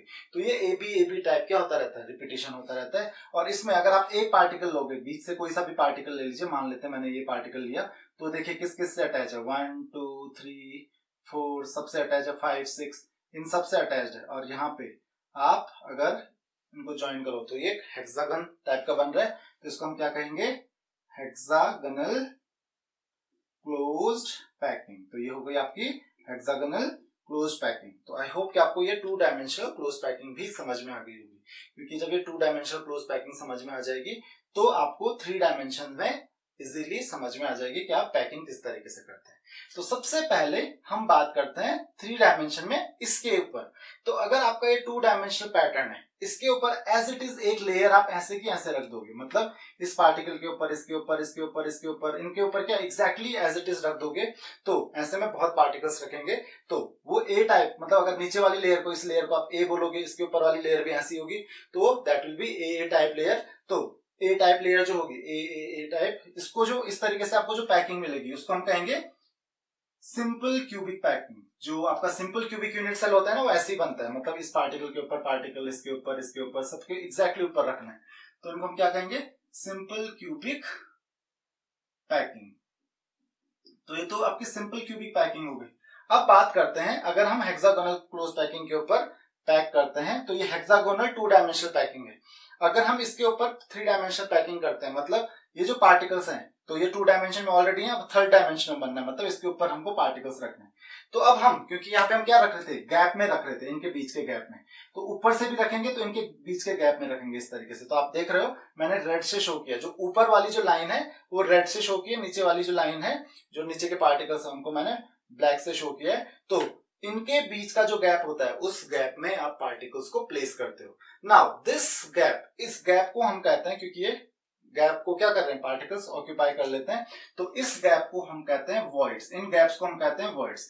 तो आप अगर डिटेल में देखो इस वॉइड को, तो ये वॉइड कुछ इस तरीके से देखिए, नीचे 1 2 3 पार्टिकल्स हैं और ऊपर से इनके एक पार्टिकल्स है। तो एक पार्टिकल ऊपर से, 3 पार्टिकल्स नीचे से, तो इस पार्टिकल को, इस गैप को हम कहेंगे, इस गैप को हम कहते हैं, इस टाइप के गैप को हम कहते हैं टेट्राहेड्रल वॉइड। तो टेट्राहेड्रल वॉइड को 4 जो पार्टिकल्स हैं, 4 पार्टिकल्स उसको क्या करते हैं, उसको कवर करते हैं, तो इसको हम क्या कहते हैं, टेट्राहेड्रल वॉइड। तो आप देख सकते हो 3 पार्टिकल्स नीचे से होंगे और एक पार्टिकल उसके ऊपर से होगा, तो 3 स्फीयर नीचे से, एक स्फीयर ऊपर से, तो इसका नाम क्या है, टेट्राहेड्रल वॉइड। अब क्या हमारे पास सिर्फ यही टेट्राहेड्रल वॉइड है या और भी टाइप के वॉइड्स हैं? तो देखिए जैसे यहाँ पे, तो हम कहाँ पे रख रहे हैं, यहाँ पे देखिए टेट्राहेड्रल वॉइड बन जा रहा है।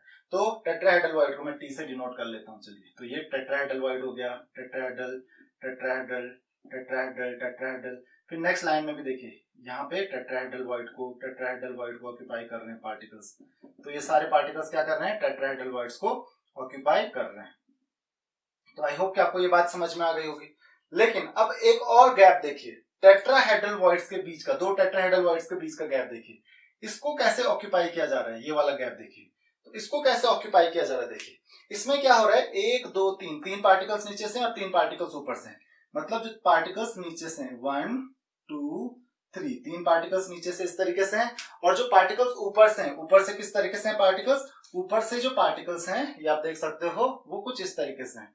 तो अगर मैं बात करूं 3 ऊपर के पार्टिकल्स की, तो कुछ इस तरीके से है, एक पार्टिकल ये रहा, दूसरा पार्टिकल ये रहा और तीसरा पार्टिकल ये रहा। तो इस तरीके से इस गैप को ऑक्यूपाई किया गया है, तो इस गैप को इस तरीके से कवर किया गया है। तो इस गैप को कवर करने में देखिए कितने पार्टिकल लग रहे हैं, 3 पार्टिकल नीचे हैं, 3 पार्टिकल ऊपर हैं। तो इसका नाम, जो इस वॉइड का जो नाम होता है, जो एम्प्टी स्पेस होता है उसको हम वॉइड कहते हैं। तो इस वॉइड का नाम है ऑक्टाहेड्रल वॉइड। यहाँ पे जो वॉइड बन रहा है दैट इज कॉल्ड ऑक्टाहेड्रल। इसका नाम क्या है, ऑक्टाहेड्रल वॉइड।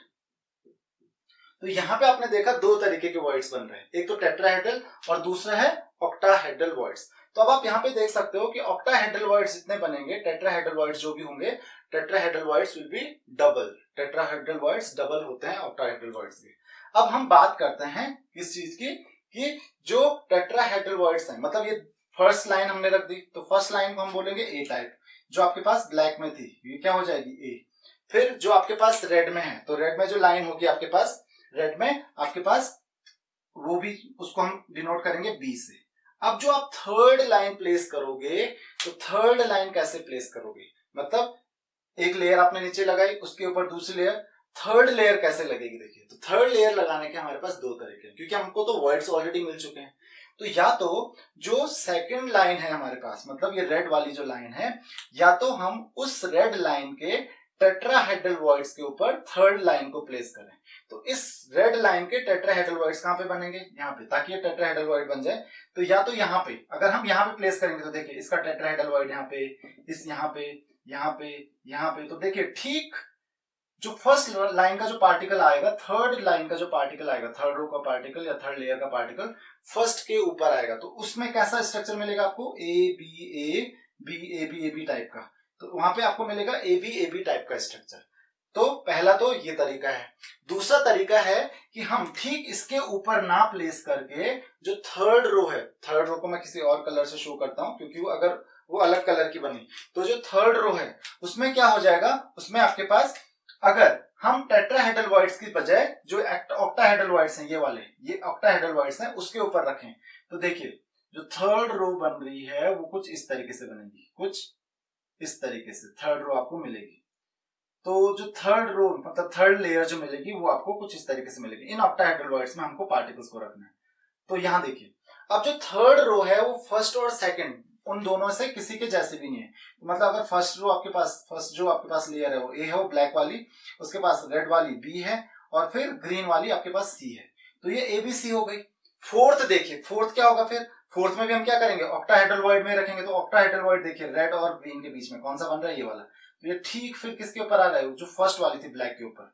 तो फिर जो फोर्थ लेयर होगी वो फिर फर्स्ट जैसे हो जाएगी। तो ये कौन सी हो जाएगी, ए बी सी टाइप। तो इस तरीके से अगर ए बी टाइप का अरेंजमेंट बनता है, ध्यान रखिए, अगर ए बी टाइप का अरेंजमेंट बनता है, तो इस टाइप के अरेंजमेंट को हम कहते हैं हेक्सागोनल क्लोज पैकिंग। इसको हम कहते हैं हेक्सागोनल क्यूबिक क्लोज पैकिंग या हेक्सागोनल क्लोज पैकिंग।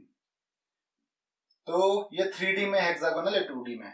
और अगर आपको ABC टाइप का मिल रहा है, that is called cubic closed packing.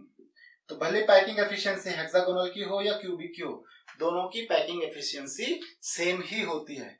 तो आई होप कि आपको ये डिफरेंस समझ में आ गया होगा कि हेक्सागोनल और क्लोज पैकिंग में डिफरेंस क्या है। तो अगर आप केवल ऑक्टाहेड्रल वॉइड्स के ऊपर पार्टिकल्स को रखते रहोगे तो आपको हेक्सागोनल क्लोज पैकिंग मिलती रहेगी, और अगर केवल टेट्राहेड्रल वॉइड्स के ऊपर रखोगे तो आपको हेक्सागोनल क्लोज पैकिंग मिलेगी। और अगर आप फर्स्ट लेयर को जो है वो उससे तो टेट्राहेड्रल वॉइड्स बनेंगे, जो सेकंड लेयर लगाओगे उसके बाद थर्ड लेयर लगाओगे, तो थर्ड लेयर को आप किस में रखोगे? अगर ऑक्टाहेड्रल वॉइड्स में रखोगे तो हमेशा ऑक्टाहेड्रल वॉइड्स में रखने पे आपको एबीसी टाइप का अरेंजमेंट यानी कि क्यूबिक क्लोज्ड पैकिंग मिलती है। तो आई होप कि आपको ये चीज समझ में आ गई होगी कि हेक्सागोनल क्लोज पैकिंग और क्यूबिक क्लोज पैकिंग है क्या, और इनकी जो पैकिंग एफिशिएंसी होती है। तो आप देख सकते हो कि आपने मैक्सिमम पैकिंग एफिशिएंसी इसकी होनी चाहिए, क्योंकि आपने मिनिमम गैप रखा है, जितना भी गैप होता है उसमें आप पार्टिकल्स को अरेंज कर देते हो, तो इसीलिए इसकी पैकिंग एफिशिएंसी मैक्सिमम होती है, वही होती है जो फेस सेंटर्ड क्यूबिक की होती है, that is 74%। Next is relation between voids and number of particles. तो नंबर ऑफ वॉइड्स कितने होते हैं और नंबर ऑफ पार्टिकल्स कितने होते हैं किसी भी यूनिट सेल में या किसी भी अरेंजमेंट में। सो सपोज अगर if number of particles in a crystal lattice, मान लेते हैं कितना है n equal to m, so number of tetrahedral voids will be equal to 2n। Number of tetrahedral voids हमेशा कितना होते हैं? जितने नंबर ऑफ पार्टिकल्स होते हैं उनके ट्वाइस, उनके double. And number of octahedral voids कितने होते हैं? वो तो हाफ होते हैं किसके? नंबर ऑफ टेट्राहेड्रल वॉइड्स के, so that will be equal to n।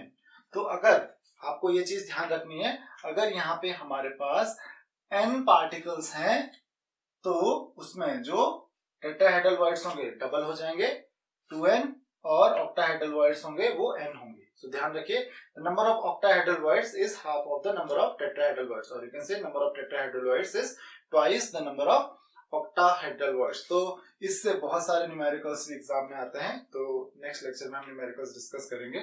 The next topic is defects in solids। So this is one of the most important topic, that is defects in solids। तो चलिए देखते हैं defects क्या है होते हैं solids में, और डिफेक्ट्स का मीनिंग क्या होता है। सो डिफेक्ट्स, और it is also called imperfection in solids. तो अगर हम क्रिस्टलाइन सॉलिड्स की बात करें, you know that there is a regular geometric pattern of particles in the crystalline solids. तो एक रेगुलर जियोमेट्रिक पैटर्न होता है पार्टिकल्स का, but if any kind of irregularity is found in that regular geometric pattern और in that crystal lattice, that is known as defect in solids। तो that irregularity is known as defect। तो मान लेते हैं बहुत सारे particles arrange हैं, और इस तरीके से पार्टिकल्स के अरेंजमेंट में मान लेते हैं एक डेफिनेट पैटर्न होना था, लेकिन सपोज यहाँ से पार्टिकल गायब हो गया या ये पार्टिकल यहाँ की जगह यहाँ चला गया, तो ये क्या एक इरेगुलरिटी है, और इसी इरेगुलरिटी को हम कहते हैं डिफेक्ट। अब defects are of many kinds, बहुत सारे टाइप्स के होते हैं, जैसे point defect, surface defect, line defect. तो अगर एक पॉइंट पे किसी एक पोजीशन पे सिर्फ और सिर्फ एक पोजीशन पे डिफेक्ट होता है, means if there is irregularity in a certain position, मतलब किसी जगह से कोई भी एटम या कोई भी एक सिंगल पार्टिकल क्या डिसलोकेटेड है या फिर वो absent है, then this is called point defect। that defect is known as point defect। एक और डिफेक्ट होता है जैसे लाइन डिफेक्ट। तो क्या होता है, अगर मान लेते हैं यहाँ से ये पॉइंट जो है, इस पॉइंट से पार्टिकल इधर चला गया, तो इसकी वजह से सारे पार्टिकल्स में क्या आ जाता है, पूरी लाइन में क्या आ जाता है, पूरी लाइन शिफ्ट हो जाती है, that is called point defect. और थर्ड होता है आपके पास सरफेस डिफेक्ट, अगर पूरे सरफेस में इरेगुलरिटीज आपको मिलेंगे, that is known as surface defect. तो आई होप कि आपको ये चीज समझ में आ गई होगी, बट हमको केवल पॉइंट डिफेक्ट पढ़ना है। Now there are 3 types of point defects. तो पॉइंट डिफेक्ट्स के टाइप्स आप ध्यान रखिए। The first type is called stoichiometric defect, Then the second kind of defect is known as non-stoichiometric defect, and the third kind of defect is known as impurity defect. तो हम इन तीन defects के बारे में पढ़ेंगे. The third defect is known as impurity defect.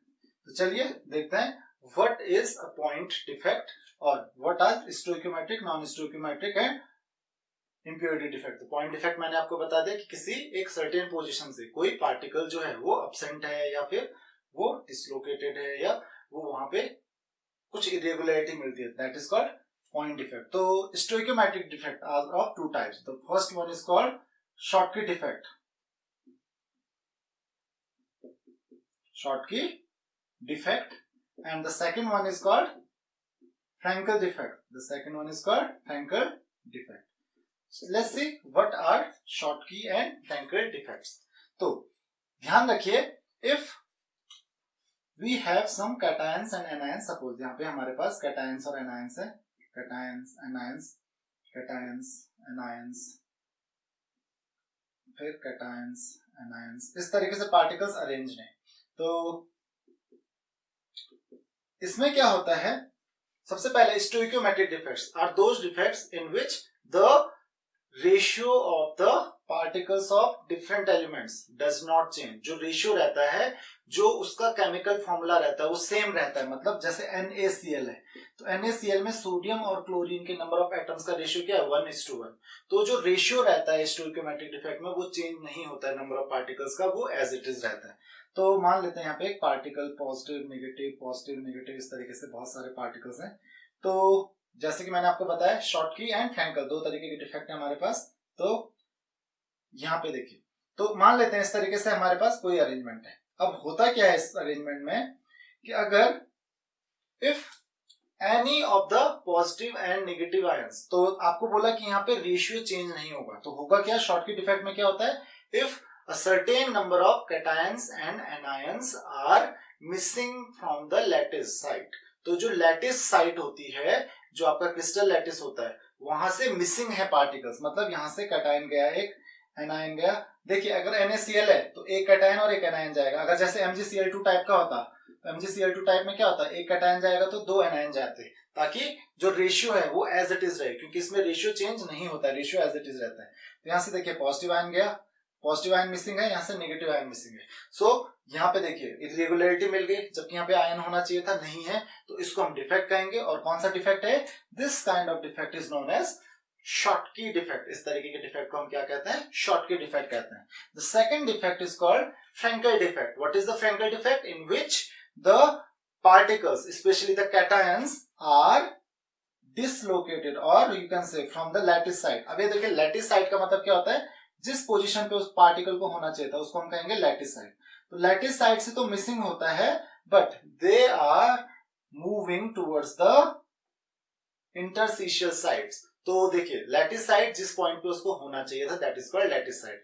Interstitial side क्या होता है, जो गैप होता है, क्योंकि आपको पता है स्फीयर्स है तो इनके बीच में गैप होता है. तो ये पार्टिकल्स क्या होते हैं जनरली, क्योंकि कैटायंस का साइज कम होता है as compare to anions, cations क्या होते हैं इस गैप में चले जाते हैं. तो ये क्या होते हैं, लैटिस साइड से मिसिंग होते हैं और इस गैप में चले जाते हैं. तो ऐसे डिफेक्ट को क्या बोलते हैं, फ्रैंकल डिफेक्ट. मान लेते हैं यहाँ पे एक कैटायन है, वो लैटिस साइड से हटके वो इधर चला गया, तो यहाँ पे होना चाहिए था, यहाँ पे कुछ नहीं है, तो इसको हम क्या कहेंगे, फ्रैंकल डिफेक्ट.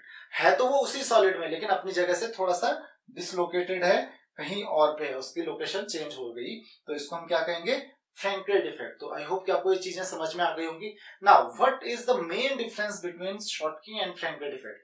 शॉर्टकी और फ्रैंकल डिफेक्ट में मेन डिफरेंस ये है कि शॉर्टकी डिफेक्ट में जो पार्टिकल्स होते हैं, means cations and anions, they are missing from the lattice. जो क्रिस्टल लैटिस आपका उसी से मिसिंग है, उसमें है ही नहीं ये particles.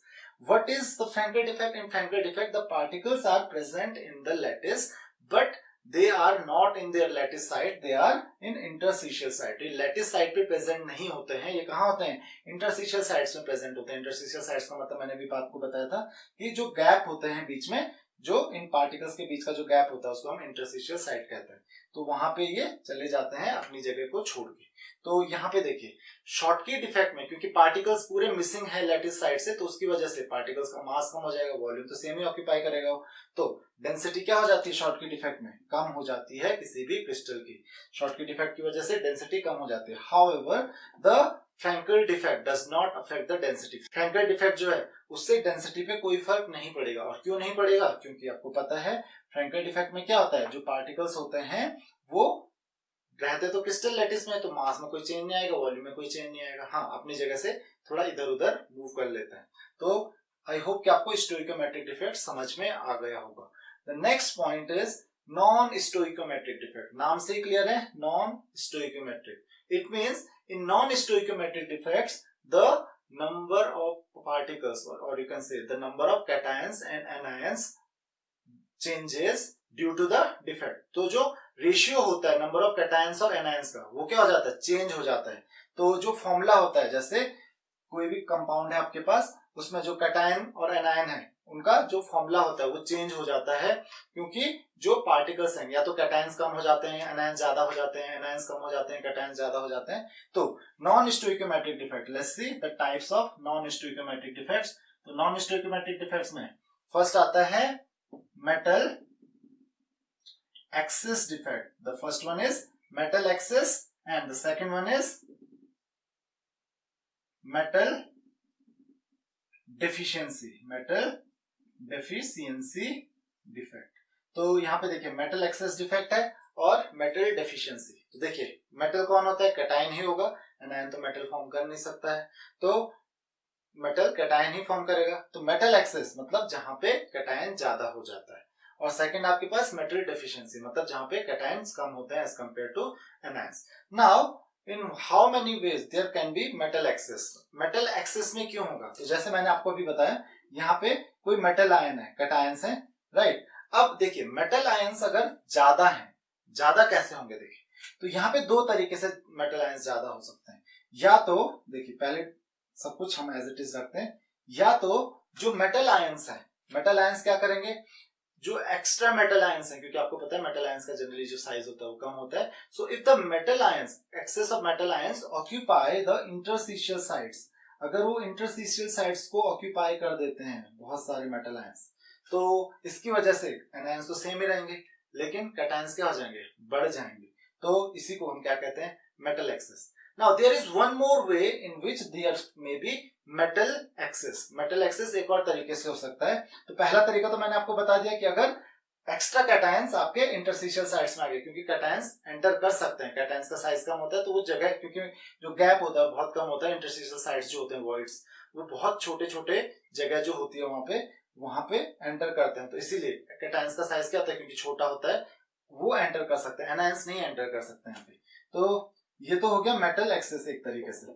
The second way is anions are missing from their lattice site. तो एनायंस जो होते हैं वो मिसिंग होते हैं अपनी लैटिस साइट पे, होते ही नहीं है अपनी जगह पे।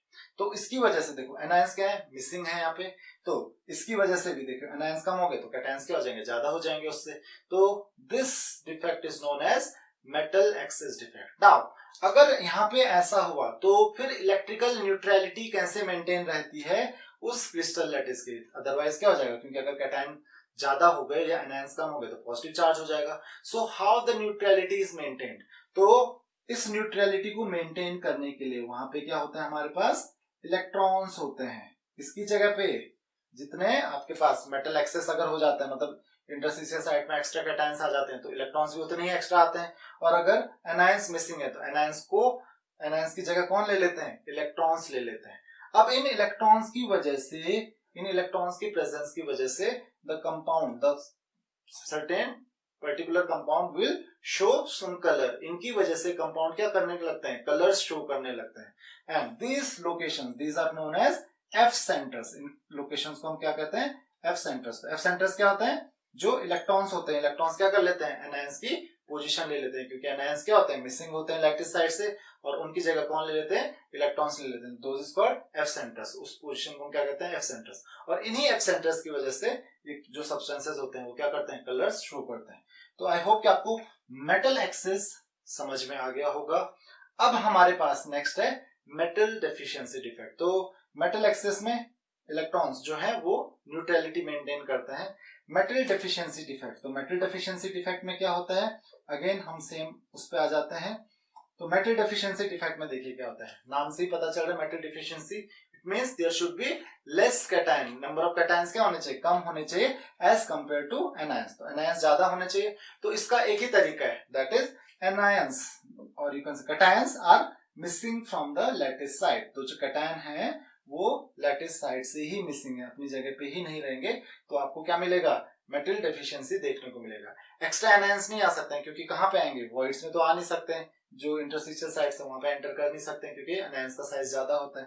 तो एक तरीका है। अब क्वेश्चन इज कि how the electrical neutrality is maintained, क्योंकि कैटायंस क्या हो गए, कम हो गए, तो नेगेटिव चार्ज क्या हो जाएगा, फिर ज्यादा हो जाएगा। अब उस नेगेटिव चार्ज को न्यूट्रलाइज करने के लिए, एक्स्ट्रा नेगेटिव चार्ज को न्यूट्रलाइज करने के लिए हम प्रोटॉन तो लेके नहीं आ सकते जैसे यहाँ पे इलेक्ट्रॉन्स थे, क्योंकि इलेक्ट्रॉन्स तो इजीली अवेलेबल होते हैं, प्रोटॉन्स अवेलेबल नहीं होते हैं हर जगह। तो क्या होगा, जो पॉजिटिव चार्ज होगा कैटायंस पे, किसी कैटायन पे क्या हो जाएगा, एक्स्ट्रा पॉजिटिव चार्ज हो जाएगा। फॉर एग्जांपल यहाँ पे +2 हो जाएगा या फिर यहाँ पे +2 हो जाएगा। तो एक्स्ट्रा चार्ज जो होता है वो कैटायन पे आ जाता है ताकि इलेक्ट्रिकल न्यूट्रलिटी मेंटेन रहे। सो this is metal access and metal deficiency defect. The next type of defect is impurity defect. तो इम्प्योरिटी डिफेक्ट में भी देख लेते हैं इम्प्योरिटी डिफेक्ट कौन कौन से टाइप का होता है। तो इम्प्योरिटी डिफेक्ट, तो पहले इम्प्योरिटी डिफेक्ट होता क्या है। इम्प्योरिटी डिफेक्ट वो डिफेक्ट होता है जिस डिफेक्ट की वजह से जो फॉरेन पार्टिकल्स होते हैं वो एंटर करते हैं किसी भी क्रिस्टल लैटिस में। तो if the foreign particles enter in a crystal lattice, क्योंकि कोई इम्प्योरिटी एंटर कर रही है, that defect is known as impurity defect. अब ये जो इम्प्योरिटी डिफेक्ट होते हैं ये दो तरीके से होती है, दैट इज सब्स्टिट्यूशनल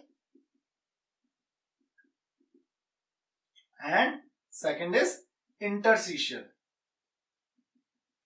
सब्स्टिट्यूशनल का मतलब क्या हुआ, मतलब ये, चलिए एक एग्जांपल देखते हैं। जैसे फॉर एग्जांपल यहाँ पे हमारे पास जो कैटायंस है वो Na+ के हैं। कैटायंस किसके हैं, Na+ के हैं, और एनायंस किसके हैं, Cl- के। तो Na+ कैटायंस और Cl- एनायंस, राइट। तो हमारे पास यहाँ पे Na+ कैटायंस, ठीक है, और Cl- हमारे पास एनायंस है, Cl- एनायंस है। अब होगा क्या, Cl यहाँ पे हमारे पास एनायंस है और Na जो है हमारे पास कैटायंस है। अब देखिए होगा क्या, सोडियम मेरे पास कैटायन है और क्लोराइड क्योंकि एनायन है। यहाँ पर अगर सोडियम की जगह किसी और एलिमेंट ने ली, सब्स्टिट्यूशनल मतलब सोडियम को हटा के कोई और एलिमेंट आ गया, मान लेते हैं यहाँ पे लिथियम है, तो Li+ आ गया, तो ये क्या हो गया, दैट इज इम्प्योरिटी डिफेक्ट। तो हर जगह पे नहीं, कुछ लैटिस साइड्स पे सोडियम की जगह पे कौन आ गया, लिथियम आ गया। तो कुछ फॉरेन पार्टिकल्स जो होते हैं वो लैटिस साइड से जो आपके पार्टिकल्स हैं, उस पर्टिकुलर सॉलिड के जो पार्टिकल्स हैं उनको रिप्लेस कर देते हैं, उनको सब्स्टिट्यूट कर देते हैं। इस टाइप की इम्प्योरिटी डिफेक्ट को हम कहते हैं substitutional impurity defect. The second kind of defect is known as interstitial defect. तो फॉर एग्जांपल यहाँ पे हमारे पास जैसे Na+ था, तो Na+ तो था ही, यहाँ पे डिफेक्ट्स कहाँ आते हैं, मतलब जो आपके इंटरस्टिशियल, नाम इंटरस्टिशियल है मतलब जो इंटरस्टिशियल साइड्स होंगे वहां पे आपके फॉरेन पार्टिकल्स आ जाएंगे। So such defects are known as interstitial defects. तो इस तरीके के डिफेक्ट्स को हम कहते हैं इंटरस्टिशियल डिफेक्ट्स। नाउ ये इम्प्योरिटी डिफेक्ट जो है हम यूज करते हैं टू मेक द सेमीकंडक्टर्स। तो सेमीकंडक्टर्स के बारे में आप लोग जानते हो, अगर नहीं जानते हो तो चलिए डिस्कस कर लेते हैं। Semiconductors are the substances whose conductivity lies between those of conductors and insulators. तो कंडक्टर और इंसुलेटर्स के बीच की ये स्टेट होती है। अब सेमीकंडक्टर्स हमारे पास दो तरीके के होते हैं, one is intrinsic and other is extrinsic.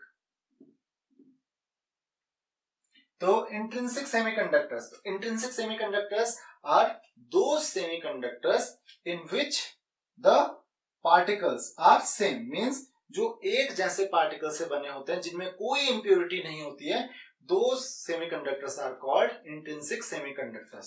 तो intrinsic semiconductor का एक एग्जांपल ले लेते हैं हम यहाँ पे, जैसे सिलिकॉन है, तो सिलिकॉन क्या है, एक इंट्रिंसिक सेमीकंडक्टर का एग्जांपल है। सिलिकॉन हो गया, जर्मेनियम हो गया, तो सिलिकॉन और जर्मेनियम क्या है, ये इंट्रिंसिक सेमीकंडक्टर के एग्जांपल है।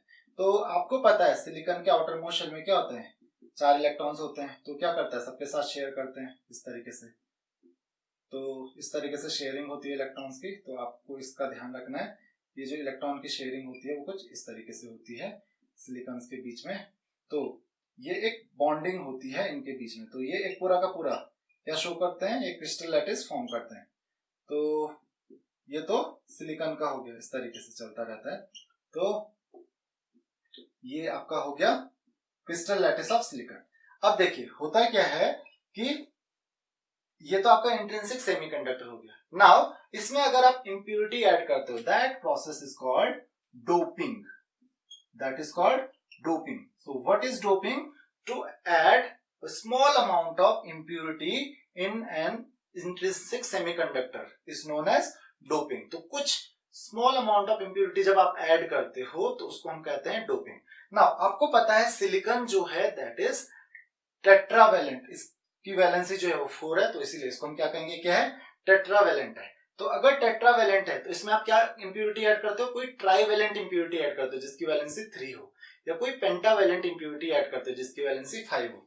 तो अगर आप ट्राइवेलेंट इंप्योरिटी ऐड करते हो तो वहां से आपको कैसे मिलते हैं, एक्सट्रिंसिक सेमीकंडक्टर्स मिलते हैं। अब ये एक्सट्रिंसिक सेमीकंडक्टर भी दो तरीके के होते हैं, एक एन टाइप और एक पी टाइप सेमीकंडक्टर्स।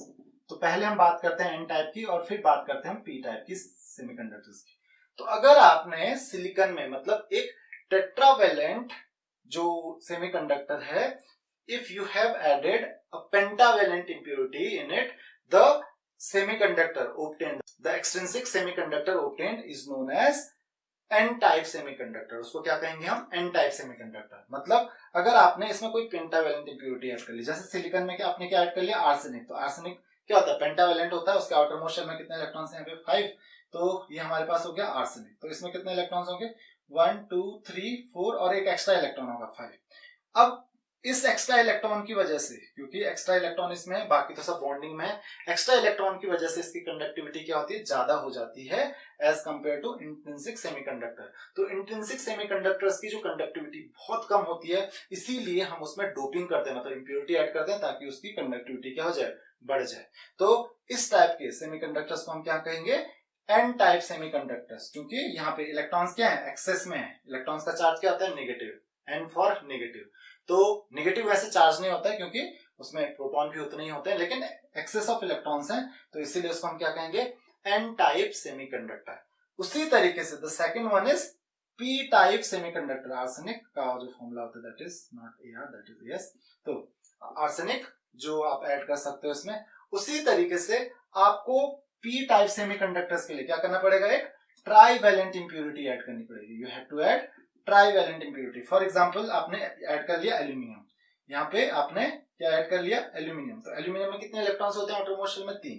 तो 1 2 3। अब एक जगह जो होगी वो तो खाली बच जाएगी यहाँ पे, तो दिस एम्प्टी स्पेस, यहाँ पे क्या होना चाहिए था, एक इलेक्ट्रॉन होना चाहिए था, लेकिन यहाँ पे है नहीं, दैट इज कॉल्ड होल। यहाँ पे एक इलेक्ट्रॉन आना था जो कि है नहीं, तो दिस इज कॉल्ड होल। उस पोजीशन को हम कहते हैं होल। अब ये जो होल होता है वो एक पॉजिटिव चार्ज की तरह बिहेव करता है। एक्चुअल में इसका कोई चार्ज होता है नहीं, बट क्योंकि यहाँ पे ये इलेक्ट्रॉन को चाहेगा अपने पास अट्रैक्ट करना, क्योंकि ताकि इलेक्ट्रॉन आ जाए तो ये बॉन्डिंग पूरी हो सके इनके बीच में, तो इसीलिए इसकी कोशिश रहेगी कि यहाँ पे एक इलेक्ट्रॉन आ जाए। तो इसीलिए क्योंकि वो नेगेटिव चार्ज को अट्रैक्ट करता है, तो इसीलिए इसको हम कहते हैं होल। और ये पॉजिटिव चार्ज की तरह बिहेव करता है, हालांकि इसका कोई चार्ज है नहीं, but it behaves as positive charge. इसीलिए इस टाइप के सेमीकंडक्टर्स को हम क्या कहते हैं, P type semiconductors.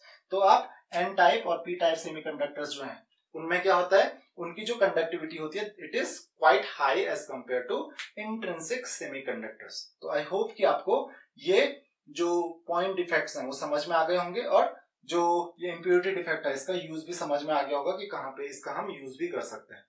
The next topic is electrical properties of solids. तो इलेक्ट्रिकल प्रॉपर्टीज के बेसिस पे आप तीन तरीके से क्लासिफाई कर सकते हो सॉलिड्स को on the basis of electrical properties, that is conductors, then semiconductors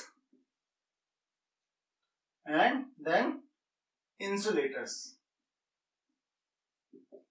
तो कंडक्टर्स वो सब्सटेंसेस होते हैं which have the conductivity, which have very high conductivity of order around 10 raised power 8 Simon पर मीटर। तो लगभग बहुत ज्यादा हाई कंडक्टिविटी होती है इनकी, किस ऑर्डर की, लगभग 10 raise power 8 siemens per metre की कंडक्टिविटी होती है किसकी, कंडक्टर्स की। If you talk about the semiconductors, their conductivity lie between those of insulators and conductors, so their conductivity is around 10 raised power minus 10 to 10 raised power 2 Simon per metre. तो Simon या पर ओम पर metre भी आप कह सकते हो। तो इस ऑर्डर की सेमीकंडक्टर्स की कंडक्टिविटी होती है। And the last is insulators. So insulators have 10 raised power minus 8, यहाँ पे 10 raised power minus 9 आता है। The next is insulators, their conductivity lies between 10 raised power minus 10 to 10 raised power minus 20 और 10 raised power minus 20 to 10 raised power minus 10 Simon per metre. तो आप देख सकते हो इंसुलेटर्स की जो कंडक्टिविटी है कितनी लो है एज कंपेयर टू कंडक्टर्स। तो कंडक्टर्स की जो कंडक्टिविटी होती है बहुत हाई होती है। कंडक्टिविटी हाई होने का मतलब क्या है, इजिली करंट को जो है अपने थ्रू पास कर सकते हैं, so they can conduct electricity. जो सेमी कंडक्टर्स होते हैं उनकी जो कंडक्टिविटी है वो कंडक्टर से कम होती है, तो उतने इजीली कंडक्ट नहीं कर सकते हैं इलेक्ट्रिसिटी, बट फिर भी वो इलेक्ट्रिसिटी कंडक्ट कर सकते हैं काफी हद तक, काफी easily.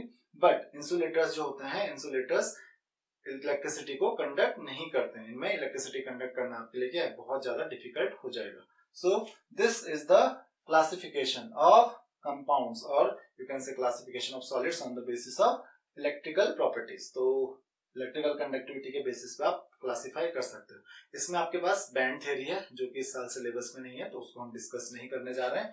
The next is magnetic properties. तो मैग्नेटिक प्रॉपर्टीज के बेसिस पे आप कितने तरीके से क्लासिफाई कर सकते हो सब्सटेंसेस को। तो कुछ प्रॉपर्टीज तो आपने पहले ही पढ़ी थी,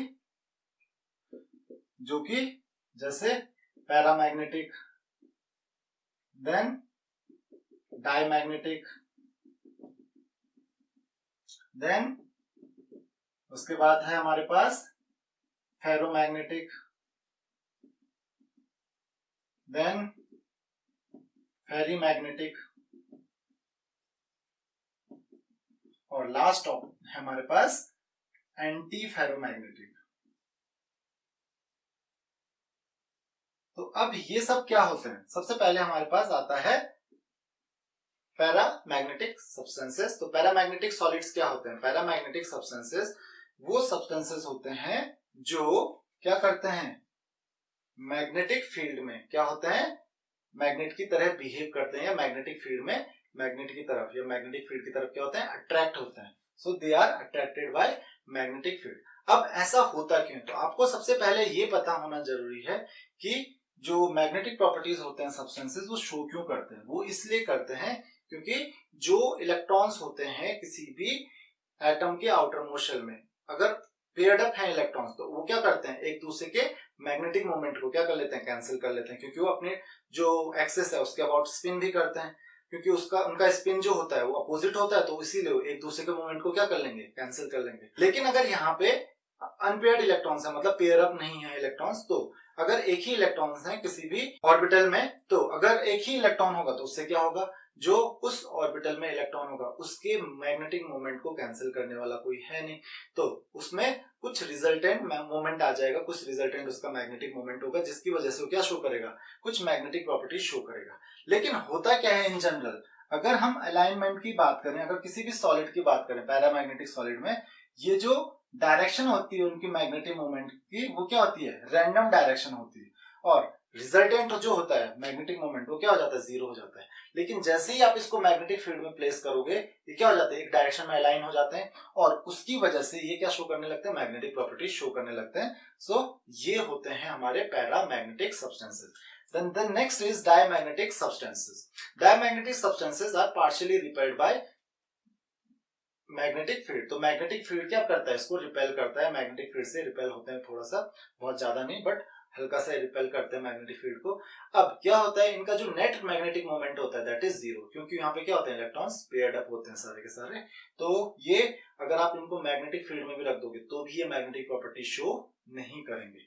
the third one is called ferromagnetic. So ferromagnetic substances are those substances which show the magnetic properties even in the absence of magnetic field। तो मैग्नेटिक फील्ड नहीं भी होगा ना तब भी ये मैग्नेटिक प्रॉपर्टीज शो करते हैं। कौन? Ferromagnetic substances. अब ऐसा है क्या, तो मैंने बताया कि जो अलाइनमेंट होता है मैग्नेटिक मोमेंट का अलग अलग इलेक्ट्रॉन्स का, वो अलग अलग डायरेक्शन में होता है और इसकी वजह से रिजल्टेंट क्या होता है, जीरो। लेकिन फेरोमैग्नेटिक सब्सटेंसेस में क्या होता है, कुछ रीजन होते हैं जिनमें एक डायरेक्शन में मैग्नेटिक मोमेंट्स क्या हो जाते हैं, अलाइन हो जाते हैं। एक डायरेक्शन में क्या हो जाते हैं, अलाइन हो जाते हैं। इन रीजन्स को हम कहते हैं domains.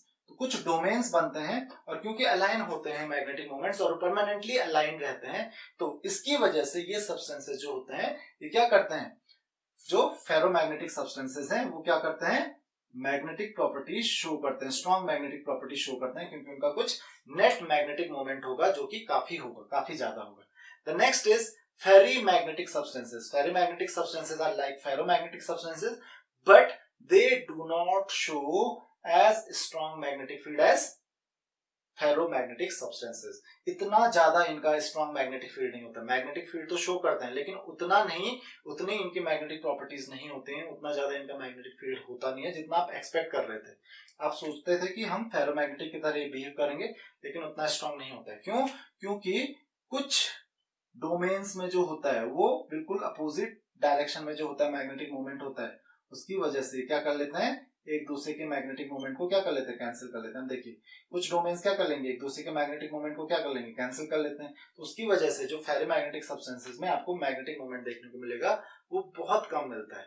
And anti ferromagnetic, anti ferromagnetic ये क्या है, ये बिल्कुल भी परमानेंट मैग्नेटिज्म शो नहीं कर सकते हैं क्योंकि इनमें एकदम अपोजिट डायरेक्शन में अलाइनमेंट होता है डोमेन्स का। तो इसकी वजह से जो मैग्नेटिक प्रॉपर्टीज हैं ये शो नहीं करते हैं क्योंकि नेट मैग्नेटिक मोमेंट अलग अगेन क्या हो जाता है, कैंसिल हो जाता है इनका। तो ये हो गए आपके anti ferromagnetic substances. So these are the classification, this is the classification of substances on the basis of magnetic properties. तो इस तरीके से हम क्लासिफिकेशन कर सकते हैं सॉलिड्स का। तो आई होप कि आपको ये लेक्चर समझ में आ गया होगा। अगर आपकी कोई भी क्वेरीज हैं तो आप मुझे कमेंट्स में क्वेश्चंस पूछ सकते हैं। इस लेक्चर में इतना ही। Thank you very much.